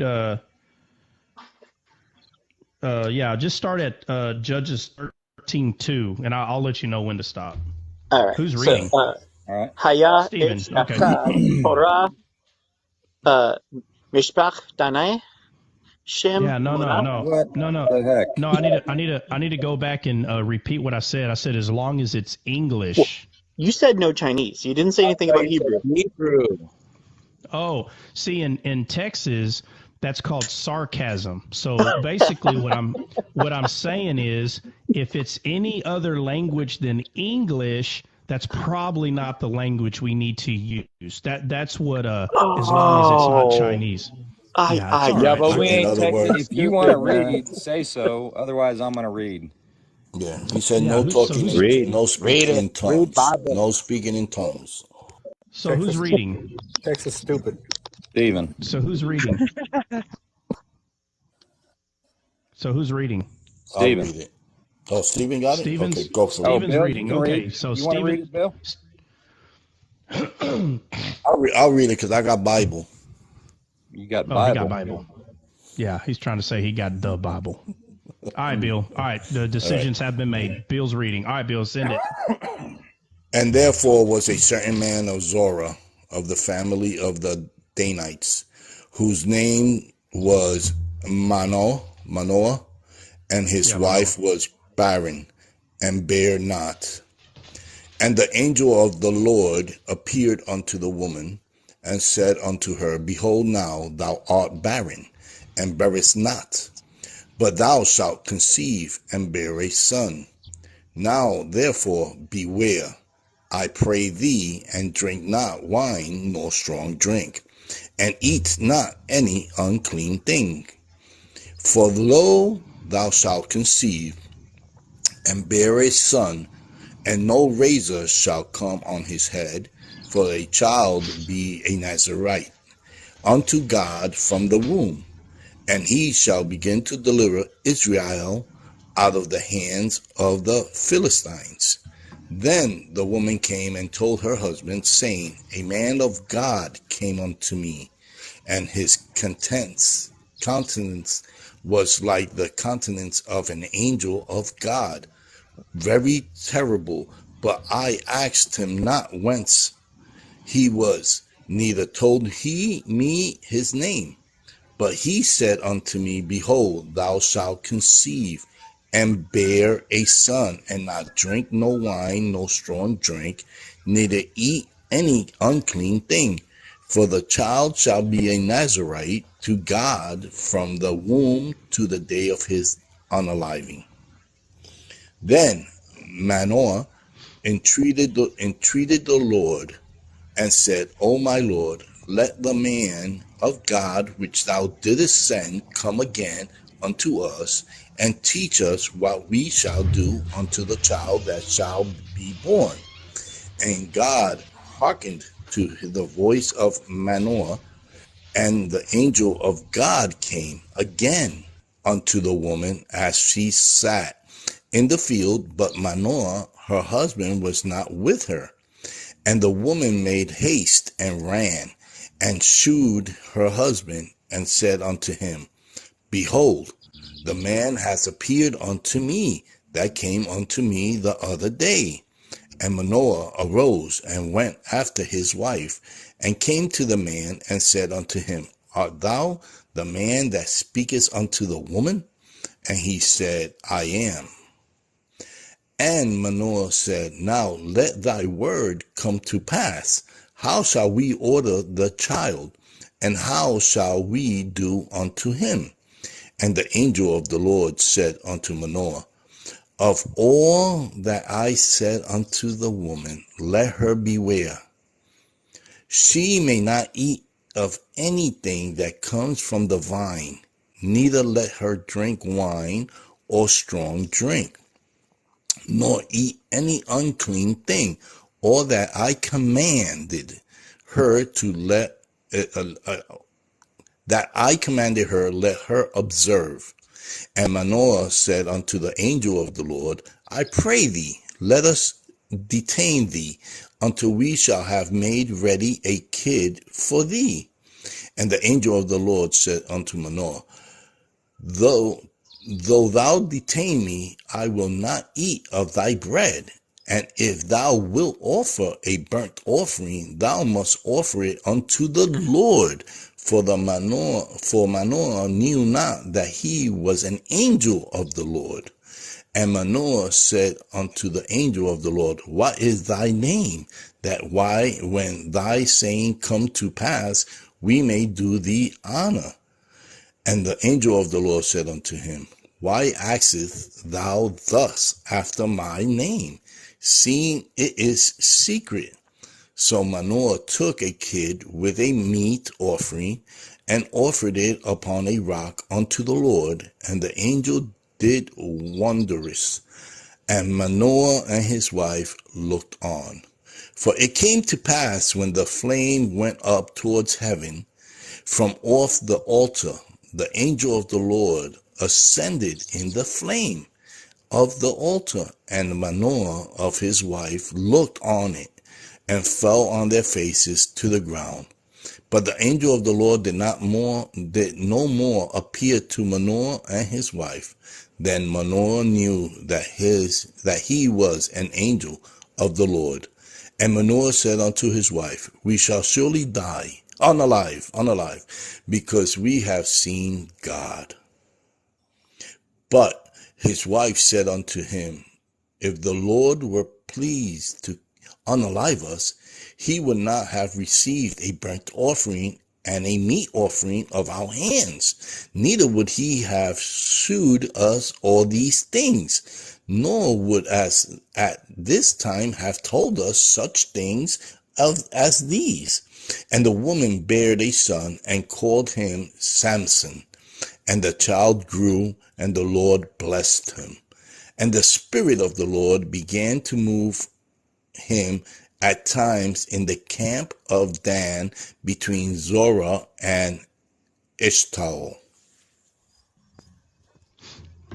Okay, so we see the angel of the Lord again, but this time we see him literally receive an offering. correct? Yes. Yeah. Was there an animal that was unalived there? Nope. A kid. The kid. Yeah, but what's a kid? No, A no, goat. there was no animal.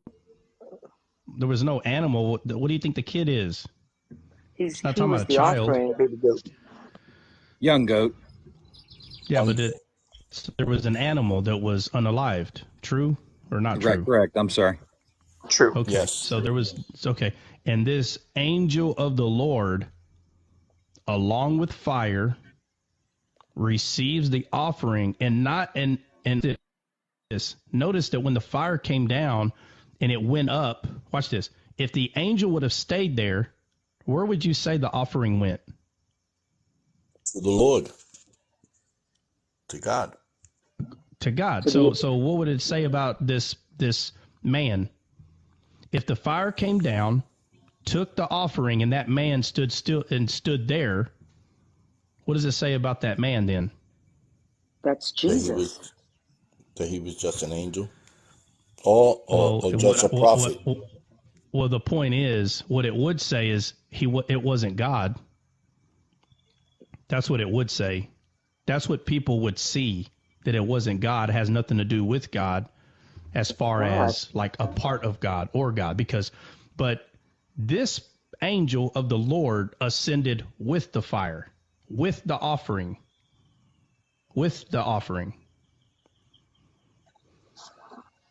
So in a sense, There's a lot going. the Lord was interceding the offering.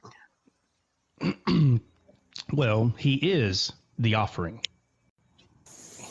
He took off with the offering, showing that it was Jesus. The angel of the Lord was God. Why would you say he took it, off with? Wouldn't it be like he consumed the offering versus he took off with it? He was the sacrifice that went. Remember, He is the actual offering. Sacrifice. Exactly. Correct. Right. He consumed it. Went with the offering, showing a foreshadow of Christ. Okay. Why are offerings consumed? Because that's how he receives our worship. Okay, so is God pleased with the blood of animals? No, he's not. He said. Okay. He always said no. He's not. So in the Old Testament, why is the animal consumed? Because that was the only way. Because he's pleased. It's not because he's pleased with the animal. Why is the animal consumed? Because that's the only way it was able to be done in that moment in time. Temporary. It's only temporary. But it's consumed because it's showing that something was destroyed. Something was unalived. It's not because he's somehow. It's a foreshadow of what was going to happen. It's a foreshadow of the redemption of his plan. Right. Well, basically, at the time when they would take their offerings to, we'll say like Jerusalem, we'll speed it forward quite a few years. If the offering had any blemishes or anything like that, it would be, they would turn them away. Like, no, this won't work. So it had to be like the best of your livestock. It had to be the best that you've either raised or found. So it's like the best of the stuff that you have, and you have to unalive it and give it up and give it away. So you're taking the best of what you own, the best of what you have, and you're giving it to God. It's that faith behind the thing that is pleasing to him. It's not necessarily what you got rid of. It's that I'm sorry, I was going to say it's because you know in your heart that it's like the most important thing for you, and you gave it up to God.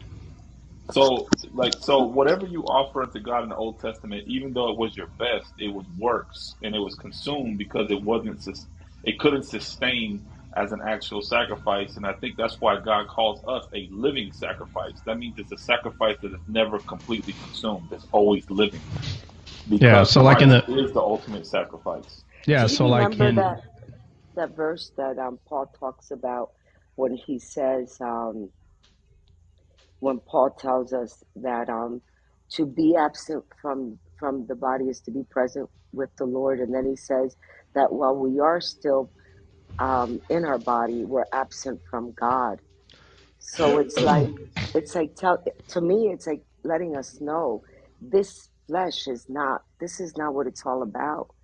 Okay, how are we getting? What? I feel like we're going off topic. What? I'm sorry. Well, I stepped because away for a second. So my bad. Well, whatever. Go on. Maybe Okay. I'm just go on. No, go I on. don't. So I'm not talking about like giving your best and your offerings. I'm not talking about that. I'm saying, and I don't like just giving the answer, because it's good to think about what's happening here. So this is an angel of the Lord. Okay. So let me tell you. Okay. So here's the thing. This angel of the Lord, he's coming again with the same type of authority. He's sitting there telling them what's going to happen, how it's going to happen. And he's coming with the same type of authority. He's not acting any different than these other quote unquote people that we've met so far. He's not acting any different. The only difference that we see is that we see him do something, right? We see him do something. When Moses was talking, quote unquote, to the burning bush, it's more a discussion. I'm not talking about when Moses picked up the rod. I'm saying you don't see this person, being, entity, you don't see him do anything. It's just a discussion. When Joshua is talking to him, it's just a discussion. When Balaam is talking to him, it's just a discussion. But here, it's not just a discussion. You actually see him doing something now. It's an exhibition. Because Joshua represents the foreshadowing of Jesus. Well, I'm talking about the conversation that the angel of the Lord is having with Manoah and his wife. So the conversation that's being had with Manoah and his wife turns into an action. The other ones, the being is not doing anything other than being there and talking. In this one, there's a lot more shown to us about this quote unquote angel of the Lord. Now we actually see him doing something. So the depiction is not only does he ascend, but he ascends in the fire, and he ascends with the sacrifice. And I'm going to say it went upward. It didn't go sideways, down. It went up, because he is the sacrifice. This angel of the Lord is the sacrifice. No other angel would have been caught unalived going up a fire, ascending to the Father with the sacrifice. It's very, very important to see that. It wouldn't have just been anybody that went with the sacrifice. No, sir. No, not like that. And then he says that his name is secret. So now we know that the burning bush entity that Moses spoke to, when he tells Moses, tell them I am sent you. The angel of the Lord in Numbers, the name is given to us as angel of the Lord. Joshua's name that was given to him was captain. But this angel said, my name is secret. Because Jesus was always the secret sacrifice. So for him to ascend with the sacrifice in the fire is a strong depiction on who this person is. But it's just it's just another piece of who Jesus is. It's just another piece of who he is. So every time you see the angel of the Lord, the entity, the captain, you see something just a little bit different, like another nugget to who he is, or to what he does, or to... I wanted to ask you, Trot, on verse 11. Look what he says. And Manoah arose and went after his wife, and came to the man, and said unto him, art thou... He's asking him a question. He goes, art thou the man that speakest unto the woman? And look how he replied. And he said, I am. Yeah. Yeah. Yeah. And the other thing with the I am is, you know, and then those are the debates, man. He could just be saying, yeah, I am the man. And you know, people say, oh, well, he's not saying the I am like he did. But again, those just turn into ridiculous debates. But what we can say is, if you can't, and I'm talking about figuratively, whoever, if you can't see that this angel of the Lord that did an action of becoming the sacrifice that ascended as a shadow, okay, because obviously this entity has not become unalived at any part of this story, but telling you no other angel would have been received with the sacrifice in the fire ascending upward. I'm sitting there telling you, if you're going to tell me that was Michael the archangel that got sucked up in the fire with the sacrifice, the rest of the story would have explained how. But in this depiction right here, it's making it very clear that this person's name is secret. But what you do see is it ascended with the Father up in heaven. I have to say it whatever it takes for you to see that heaven is upward, and this man ascended in the fire with the sacrifice upward. Right. I'm going to say something, and I'm not running to that book. I'm just quoting something. In the book of Revelation, it says, and he has a name that no one knows. Would that correlate with what you're saying? Do what now? And he has a name. I'm sorry. No. Jess, can you start over? I had a call come in. Oh, I'm okay. I'm not talking about the book of Revelation. I'm just quoting something. I want to say it's chapter 19, but don't quote me. It says, and he has a name which no one knows. So when you say secret, it just brings me to an understanding. Okay. That's it. Oh, hey, Jess is so slick. She's like, I'm not bringing up the book of Revelation, but I am actually talking about the book of Revelation, but I'm not bringing it up. Like, yes, you are talking about it's because hey, listen. It says he has a name which no one knows. So you're talking about secret. Over there, it's telling us, which is a prophetic book of the future, it's telling us he has a name which no one knows. In the Old Testament, it's telling us secret. So I'm just correlating it. That's all. Yeah, that's why. So with just use discernment. Just use discernment. That's all I'm going to say. No, exactly. That's what I said. Exactly.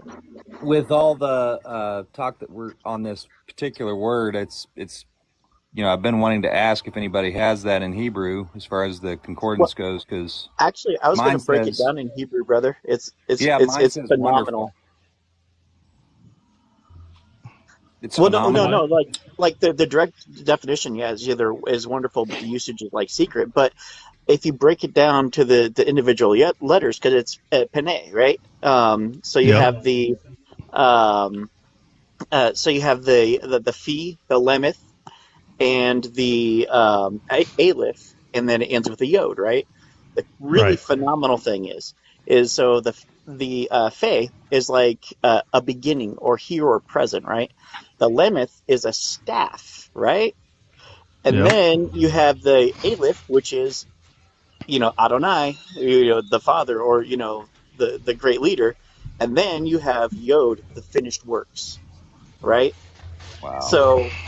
So when the angel of the Lord says that is his name, that's an absolute revelation when you break it down to the meanings of the letters in the Hebrew. It's phenomenal. Yeah, it is phenomenal. What does it say?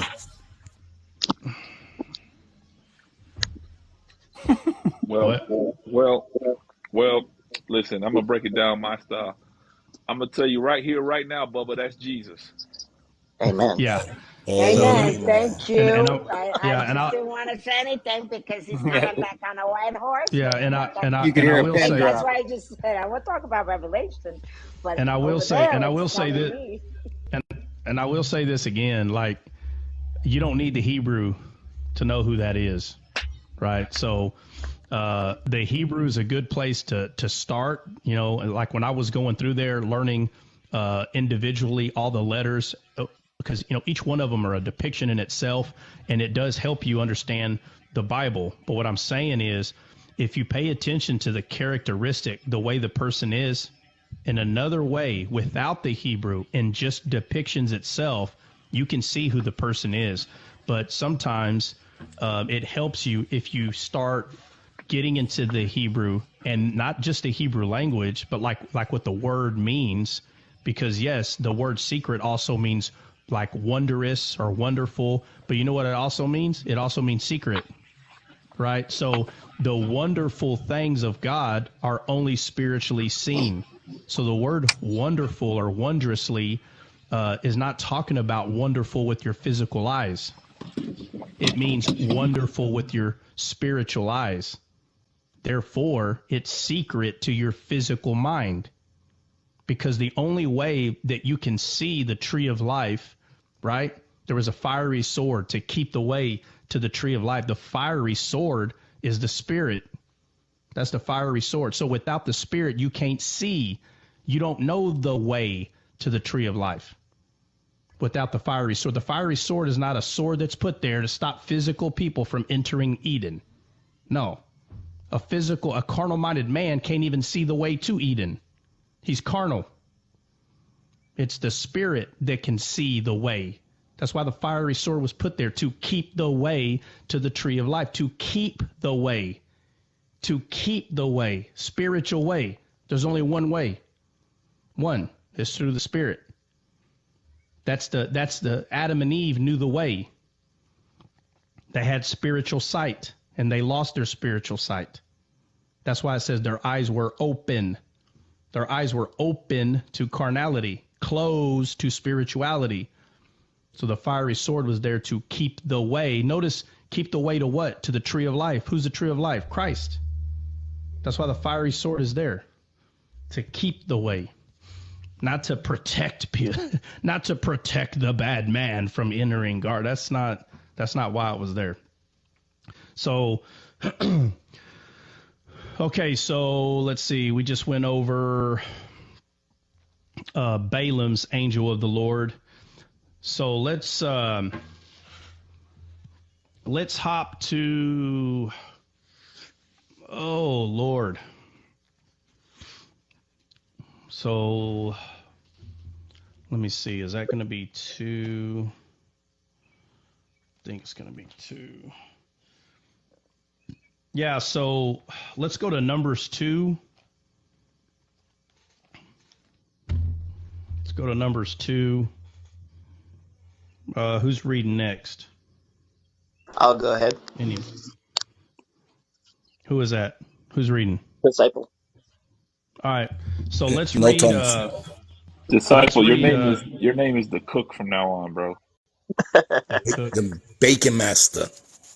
The bacon cook. He's the cook. Like I he used tell to cook up that everybody, OC. Like I tell everybody, I make sure that my bacon is holy because I bake the hell out of it. Bacon, yeah, hell has to flee. Yeah, so we're gonna do Numbers 2, 1 through probably 18. I don't know exactly. I'll tell you when to stop. Just read from Numbers 2 to somewhere in the teens. I'll figure it out here in a minute. Just read it. Just read it. Read it. All right. The people of Israel shall camp each by his own standard, with the banners of their father's house. They shall camp facing the tent of meeting on every side. Those to camp on the east side towards the sunrise shall be of the standard of the camp of Judah. By their companies, the chief of the people of Judah being Nahshon, the son of Amminadab, his company as listed being 74,600. Those to camp next to him shall be the tribe of Ishar. The chief of the people of Ishar being Nathaniel, the son of Zuar, His company is listed being 54,400. Then the tribe of Zebulun, Zebulun, the chief of the people of Zebulun, being Eleb. Oh my gosh. You'd think if Yeah, I it's okay. It's okay. Just go through there. No big deal. Yep. The son of Helon. His company listed being 57,400. All those listed in the camp of Judah by their companies were 186,400. They shall set out first on the march. On the south side shall be the standard of the camp of Rebuin by their companies. The chief of the people of Rebuin being Eleazar, the son of Shebir. His company listed being 46,500, and those to camp next to him shall be the tribe of Simeon. The chief of the people of Simeon being Shemiel, the son of Sheker Shaddai. His company listed being 59,300. Then the tribe of Gad, the chief of the people of Gad being Eliseph, the son of Ruel. His company as listed being 45,650. All those listed in the camp of Reuben by the companies were 151,450. They shall set out second. Then the tent of meeting shall be set out with the camp of Levites in the midst of the camps. As they camp, so shall they set out each in position, standard by standard. On the west side shall be the standard of the camp of Ephraim, by their companies, their chief of the people of Ephraim being Elishama, the son of Ammihud. His company listed being 40,500. And next to him shall be the tribe of Manasseh, the chief of the people of Manasseh, of Gamel, the son of Pedazar. His company as listed being 32,200. And the tribe of Benjamin, the chief of the people of Benjamin, being Abidan, I said it backwards, the son of Gedoni, and his company is listed being 35,400. And all hey, hold on a second. Where are you at? I'm at 23. Okay, hold on. What did you start reading? Numbers 2, verse 2. All the way down to 23. And you're at 23? Okay, my bad. All right. Okay, so you saw where it was talking about who was going to be the captains, right? Yes. Okay.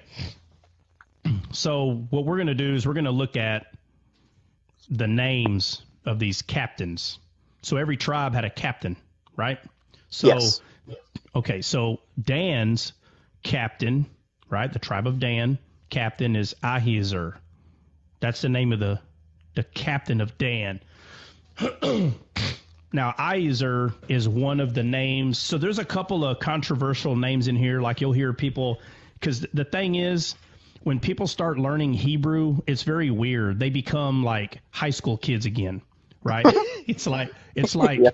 It's like, oh, I found something that most people don't know, and they don't realize that they don't realize what they're doing, right? It's not about pulling out your red pen and trying to correct everybody because you've learned some Hebrew. Like I was never even tempted to do that, but I would see people.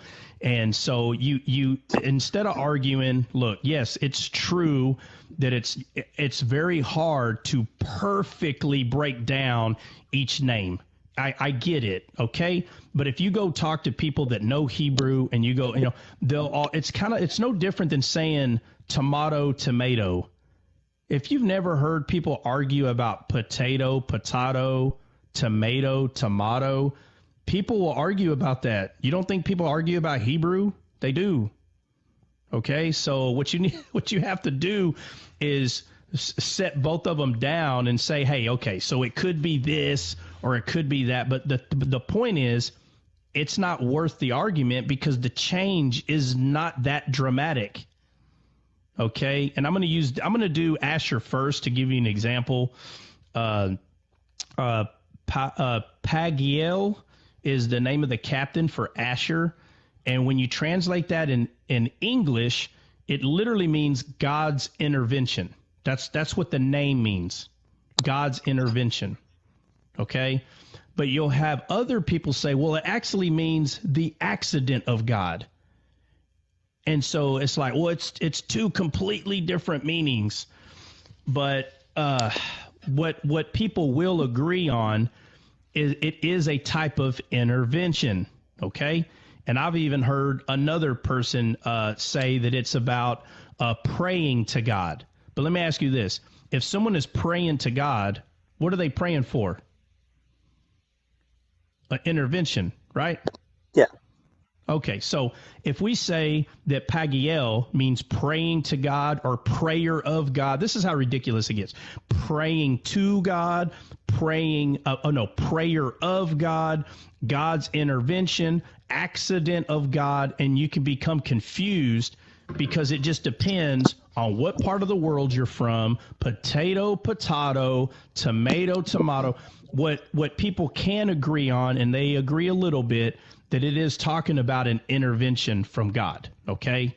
And so whoever you are with your red pens, I don't need to hear it. You can stick your red pen back in your packet, and, whenever you're having a break today, you can go scratch your own head on what everything's supposed to really mean. I've already done the supposed to really mean study. Okay, I've already done the study. I've already heard all the arguments. I'm going to give you the name that, at least for argument's sake, people can at least come to some sort of agreement instead of being 12 years old and trying to be right about what the Hebrew says. Been there and done that. The point is, let's concentrate on the meat on the plate and stop arguing about the yellow, green, and orange peas on the other side of the plate. It's irrelevant. It's all food, and we'll just gobble it down without the mumbo jumbo. So, and I used Pagiel first to show that there's like 3 or 4 different ways that people want to translate it, and we're sticking to a point here, the main focus. So we're going to go through all the names. So Dan's captain, I'm going to name the captains and then give you what they mean in English. So Dan's captain is Azar, which means brother of help. And to be honest with you, I don't understand why this one's so hard. Jesus made it clear. He said, "Who are my brother and my mother?" Who's his brother and mother? Those who do the will of the Father. Yep. Those who serve the Lord, right? So Jesus is our brother of help. He's it. He is the brother of help. Pagiel, God's intervention. The captain's name is God's intervention. Jesus is God's intervention. He is the intervention. Him.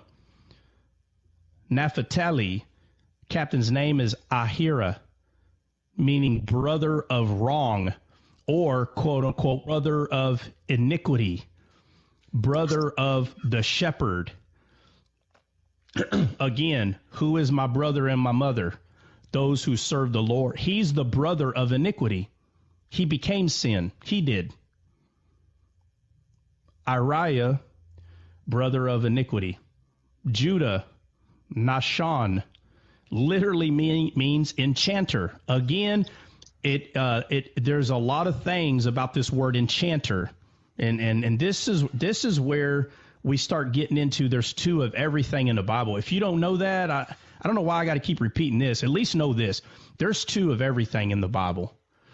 There's 2 enchanters, okay? There's people that are enchanters of Satan, and there is the enchanter. And when you go look up enchanter, and not just like in English, but a lot of other languages, even when you look it up in the Hebrew, it's talking about receiving something from doing something.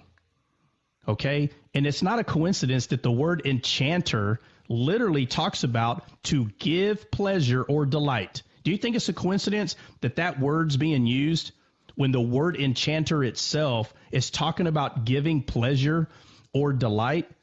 An enchanter of this world, they summon and they do these weird alliances. They do them because they're looking for pleasure and delight in this world.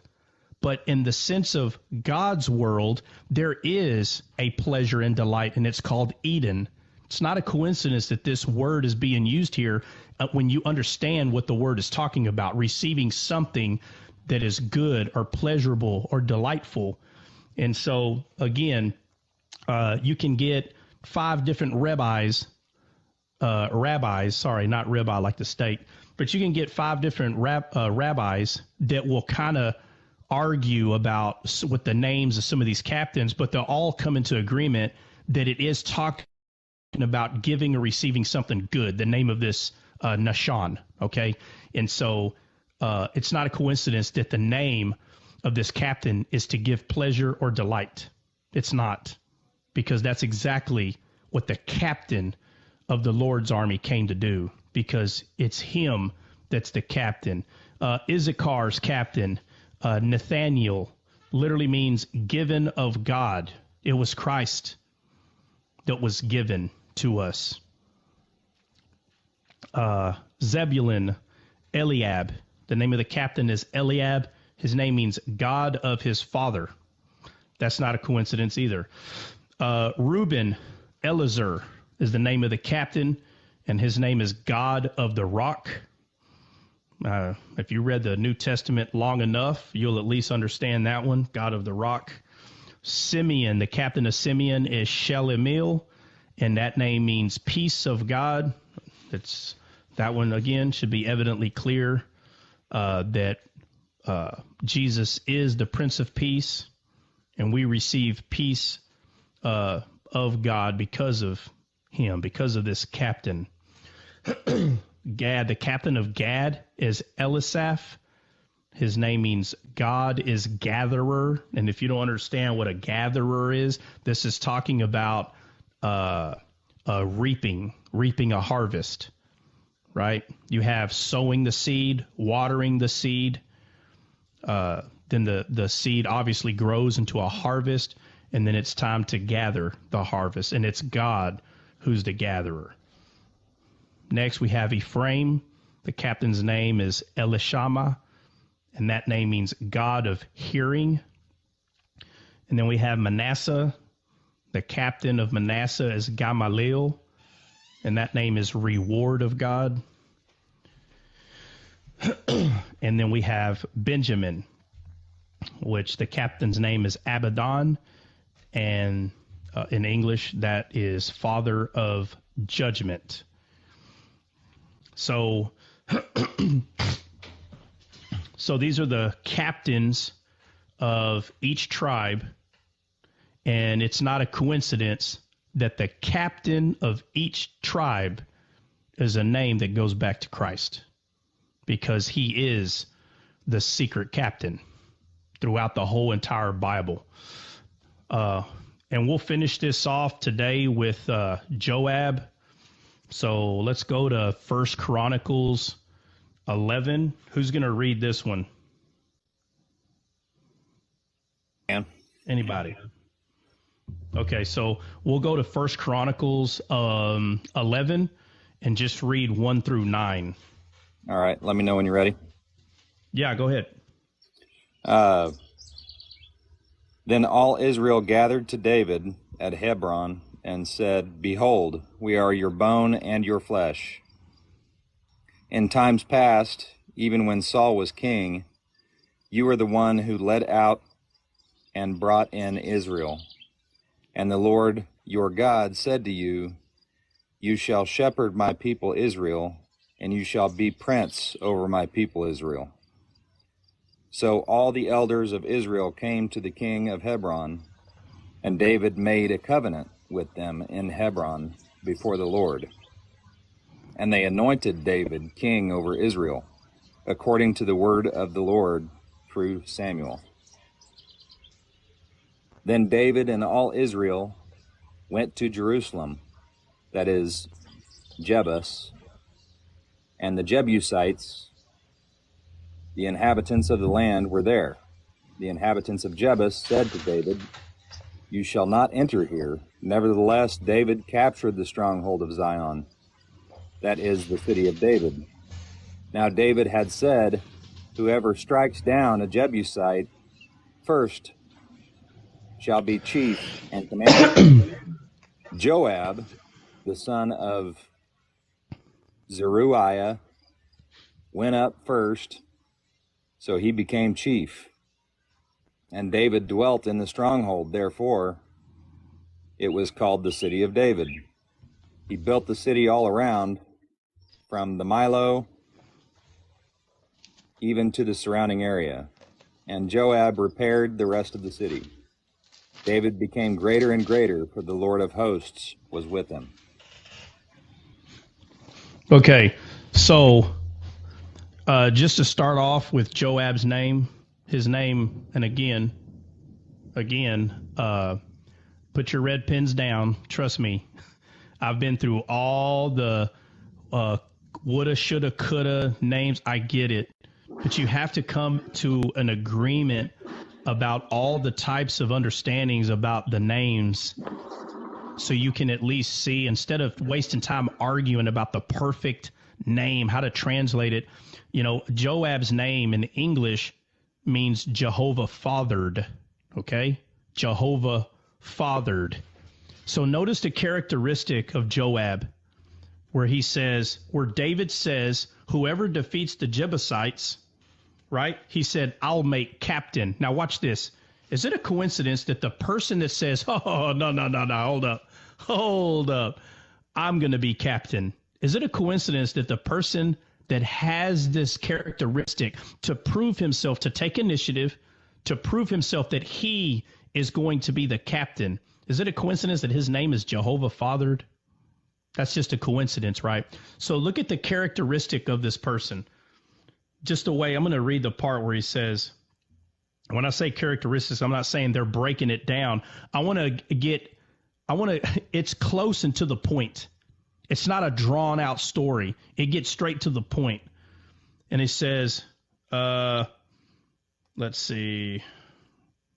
Oh, wait a minute. Did I go to the wrong place? Past, even, saw, inhabitants. Okay, yeah, so 5. And it says, and the inhabitants of Jebus said to David, thou shalt not come hither. Nevertheless, David took the castle of Zion. Let me ask you this. First of all, I know we're not talking about this, but, David's name is Love. And it makes it sound like that as he's being told that he's not going to take something over, the first thing he takes over is Zion. You think that's a coincidence? No, because that was the first thing. Mount Zion was the first thing that had to happen. It was the first thing that the Spirit had to take over or accomplish in order for the disciples to spread out the gospel to the rest of the world. So it's not a coincidence. I'm not trying to digress by talking about that, but it's just some of these things it's hard not to discuss. But it says, and David said, whosoever smiteth the Jebusites first shall be chief and captain. So Joab, the son of Zeruiah, went up first and was chief. Notice how I get straight to the point, because when no man could be found, it was Christ that went first to be captain. So in the Old Testament, how could Jesus already be captain if the death, burial, and resurrection hasn't taken place? How can he already, Because he's God. God can do all things. No, that's not a good answer. It ain't because he's God. No. How can he already present himself to be captain of something that hasn't happened yet? The Bible gives us the answer. He's always been because that's right, because he's always been the captain. Because from the foundation, you said that from earlier, the foundation of the world, he has always been the answer. That's why. Because he knew that no man was going. What was Saul told? Saul said from the prophet, if you would have done what God told you, he would have lifted up me. He basically told, paraphrasing, he said that your kingdom, you would have been king of your kingdom forever. That's what he told Saul. And a lot of people miss it. If Saul would have done everything that God told him to do, he would have been king forever. It's huge to see it. It's huge to understand. Huge. It's no little thing, I'm telling you, because David would have never been king. I'm telling you, this part is huge. Matter of fact, a lot of people don't even like discussing it because they want to say, no, David was always going to be. You're missing the point. You're missing a huge point. God is not a man of little words. If he says that if you would have done everything I told you, you would have been king forever. Forever, it says. Okay? Now, when you get to the nitty gritty, all it's doing is proving that a man cannot be found, like the Bible says. A man cannot be found. And it was always the secret captain in the Old Testament. It was always this captain. The name was secret. Name was marvelous. That no one knew who this person was, but yet everybody, and the main people that we see in the Bible, they all have a testimony of this person. But nobody truly could call out what he was, how he was. They did the best that they could. And then we see the captain, the one when John the Baptist says his sandals that I'm not able to unlatch. We see the captain the whole time he's here in a form of a man walking around. How in the world would a carnal-minded man be able to see that he was the angel of the Lord that Manoah saw? How would anybody be able to say that this is the captain that told Joshua to take his sandals off his feet? That this is the voice, the authority that told Moses to go set my people free? That this man walking amongst us was the angel of the Lord with the sword drawn towards Balaam? That he represented every captain, which means it was him that was in charge of the tribes the entire time. He was the one in charge. That he was Joab, the first to go, the first one to show selfless service and to take over and defeat the Jebusites and became captain under David. There's only one that has such a characteristic, and that's Christ. Period. The end. And that's not even all of them. This is just a rough draft of some, if there was a such thing as highlights, this would be a highlight reel of Christ right here. Nothing more.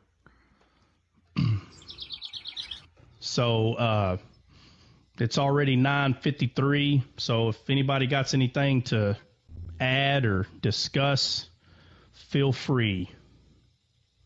I got something for you. You ready? Yeah, send it.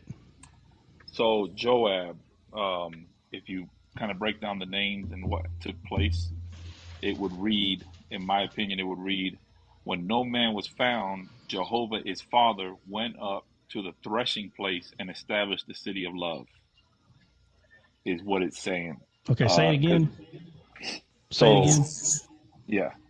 So it says, when no man was found,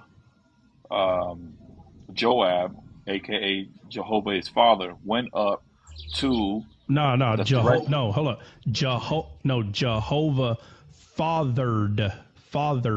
fathered. Jehovah fathered. Yeah. Well, which means he's a son. Which means he's a son. Before you jump in there, Bacon, give me a second. Let me finish this. It says, when no man was found, Jehovah fathered, went up to, the Jezebite means threshing place, went up to the threshing place, conquered the threshing place, and established the city of love, which is David. Right, exactly. Yes. So I'm gonna read it again. It says, "When no man was found." It's crazy. It's like a decoded. It's almost like it's insane, and people don't see it. But it says, "When no man was found, Jehovah fathered, went up to the threshing place and established the city of love, which is Eden." Yeah. So look, Jehovah, right? We know who Jehovah is. So this says Jehovah fathered. So what you need to say is the son, because that's what Jehovah fathered means. So read it again with the son. So when no man was found, When no man was found, the Son went up to the threshing place and established the city of love. Boom. Yep. Mount Zion. Amen. That's crazy. All I was saying earlier as I was quoting Trout, I was like, no red pins, no red pins. No, you know, and you have to do that because the focus is not about I need the most perfect interpret. Let me say something, man. If you don't use, at least the two brain cells you got floating in your head, you're going to miss it anyway. Okay. So, if anybody was to just study with their heart, these things will not be argued about. Okay. But a lot of the arguments come because the only thing that people truly even care to see is just the answer. And they don't care how you got there. They don't care of any of that. They just want the answer. And a lot of these people, they didn't make an A in fifth grade. They probably didn't make an A in high school either because they just want the answer. Maybe test day, they just want to cheat all day long. But I'm telling you, it matters to figure out how you got the answer. It matters, period. I'm sorry, but it does. So Amen. It's not always about passing the test. It's not about that. I'm telling you, there's a lot of people, they passed high school and you ask them questions about high school, they can't remember. They don't remember none of it. And that's because the majority of them crammed. They studied. They studied for like 4 hours the day before just to pass the test. They could care less to actually take that knowledge with them anywhere. And I'm telling you, that lazy attitude will show up in the Bible. I can talk to someone and tell if they're being lazy. I can tell, but it's not about pointing the finger. This is not about, oh, you sinner. No. I'm just telling you, you can tell. It's no different when a school teacher, let's say you tell the teacher, I'm not getting this. And the teacher's like, really? You know how you know if a teacher's good? They rarely have students in their Saturday morning class or the tutoring. You go to their tutoring sessions, it'll be one or two people in there. That's how you know the teacher's good, because there's only one or two people. But the other teachers, they got like half the class in tutoring. Something's wrong. Something's wrong somewhere, okay? Now, that's carnal. I'm talking about carnal things. But what I'm saying is that same attitude, that same principle of understanding how to get the answer, it still applies with this. The testimonies that these people wrote down in the black letters on the white page are vital. They are vital to understanding the way that Jesus wrote this whole thing. It's 100% vital. So, but has anybody got anything else to say? Anybody? I've got a little take on pain being the touchstone of all spiritual growth. And then just being tell me about painstaking, in your research or in your seeking. Like, that's the way I am with my listening when I'm in your live, because I always learn something.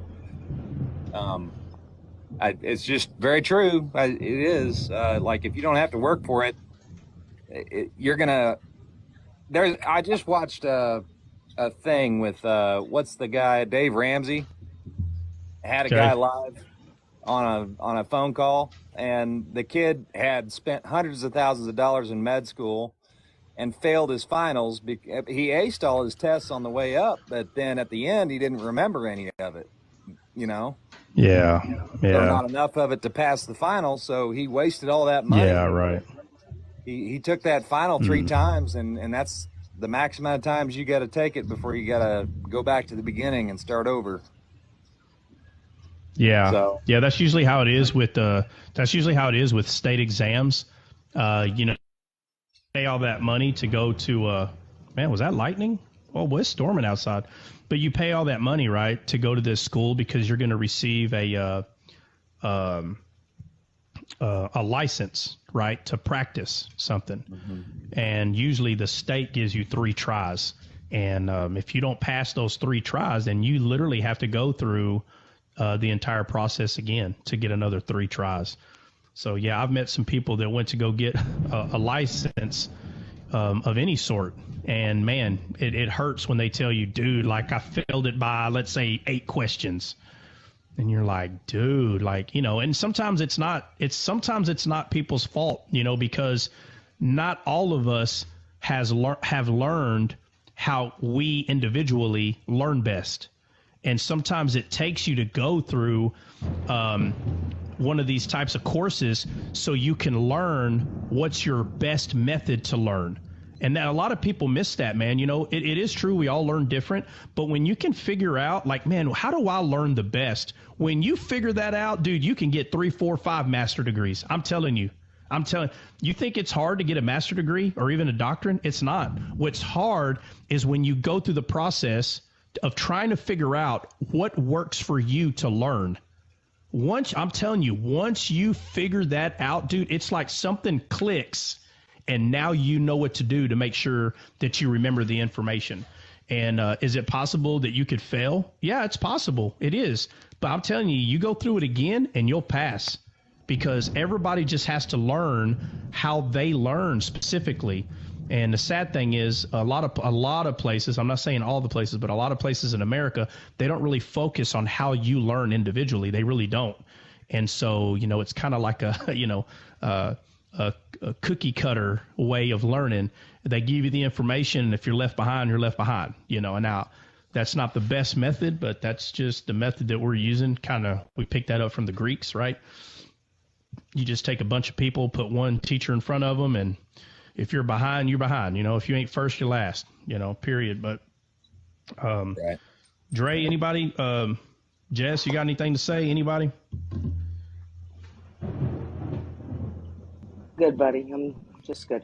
Oh, no, I'm about to drop off, bro. God bless y'all. I'll see y'all in the morning. Right. Have a good one. Yep. I was going to say that last phrase that you did say, though, is trademarked by Ricky Bobby Inc. Just want to let you know that. Yeah. I let somebody up here. I guess maybe they didn't have anything to say after all. The person with the picture? Anyhow. Do what? Is it the CJ? person with the picture or CJ? No, I thought it was a female. I thought it was. Oh, it wasn't Himalaya, was it?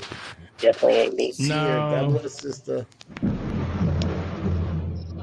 No, I don't know. Okay, well maybe it was an accident, because they probably came on and popped off. Anyway, all right, man. God bless y'all. Have a good one. We'll see you in the morning. All right, man. God bless you too, brother. God bless everybody. God bless. God bless.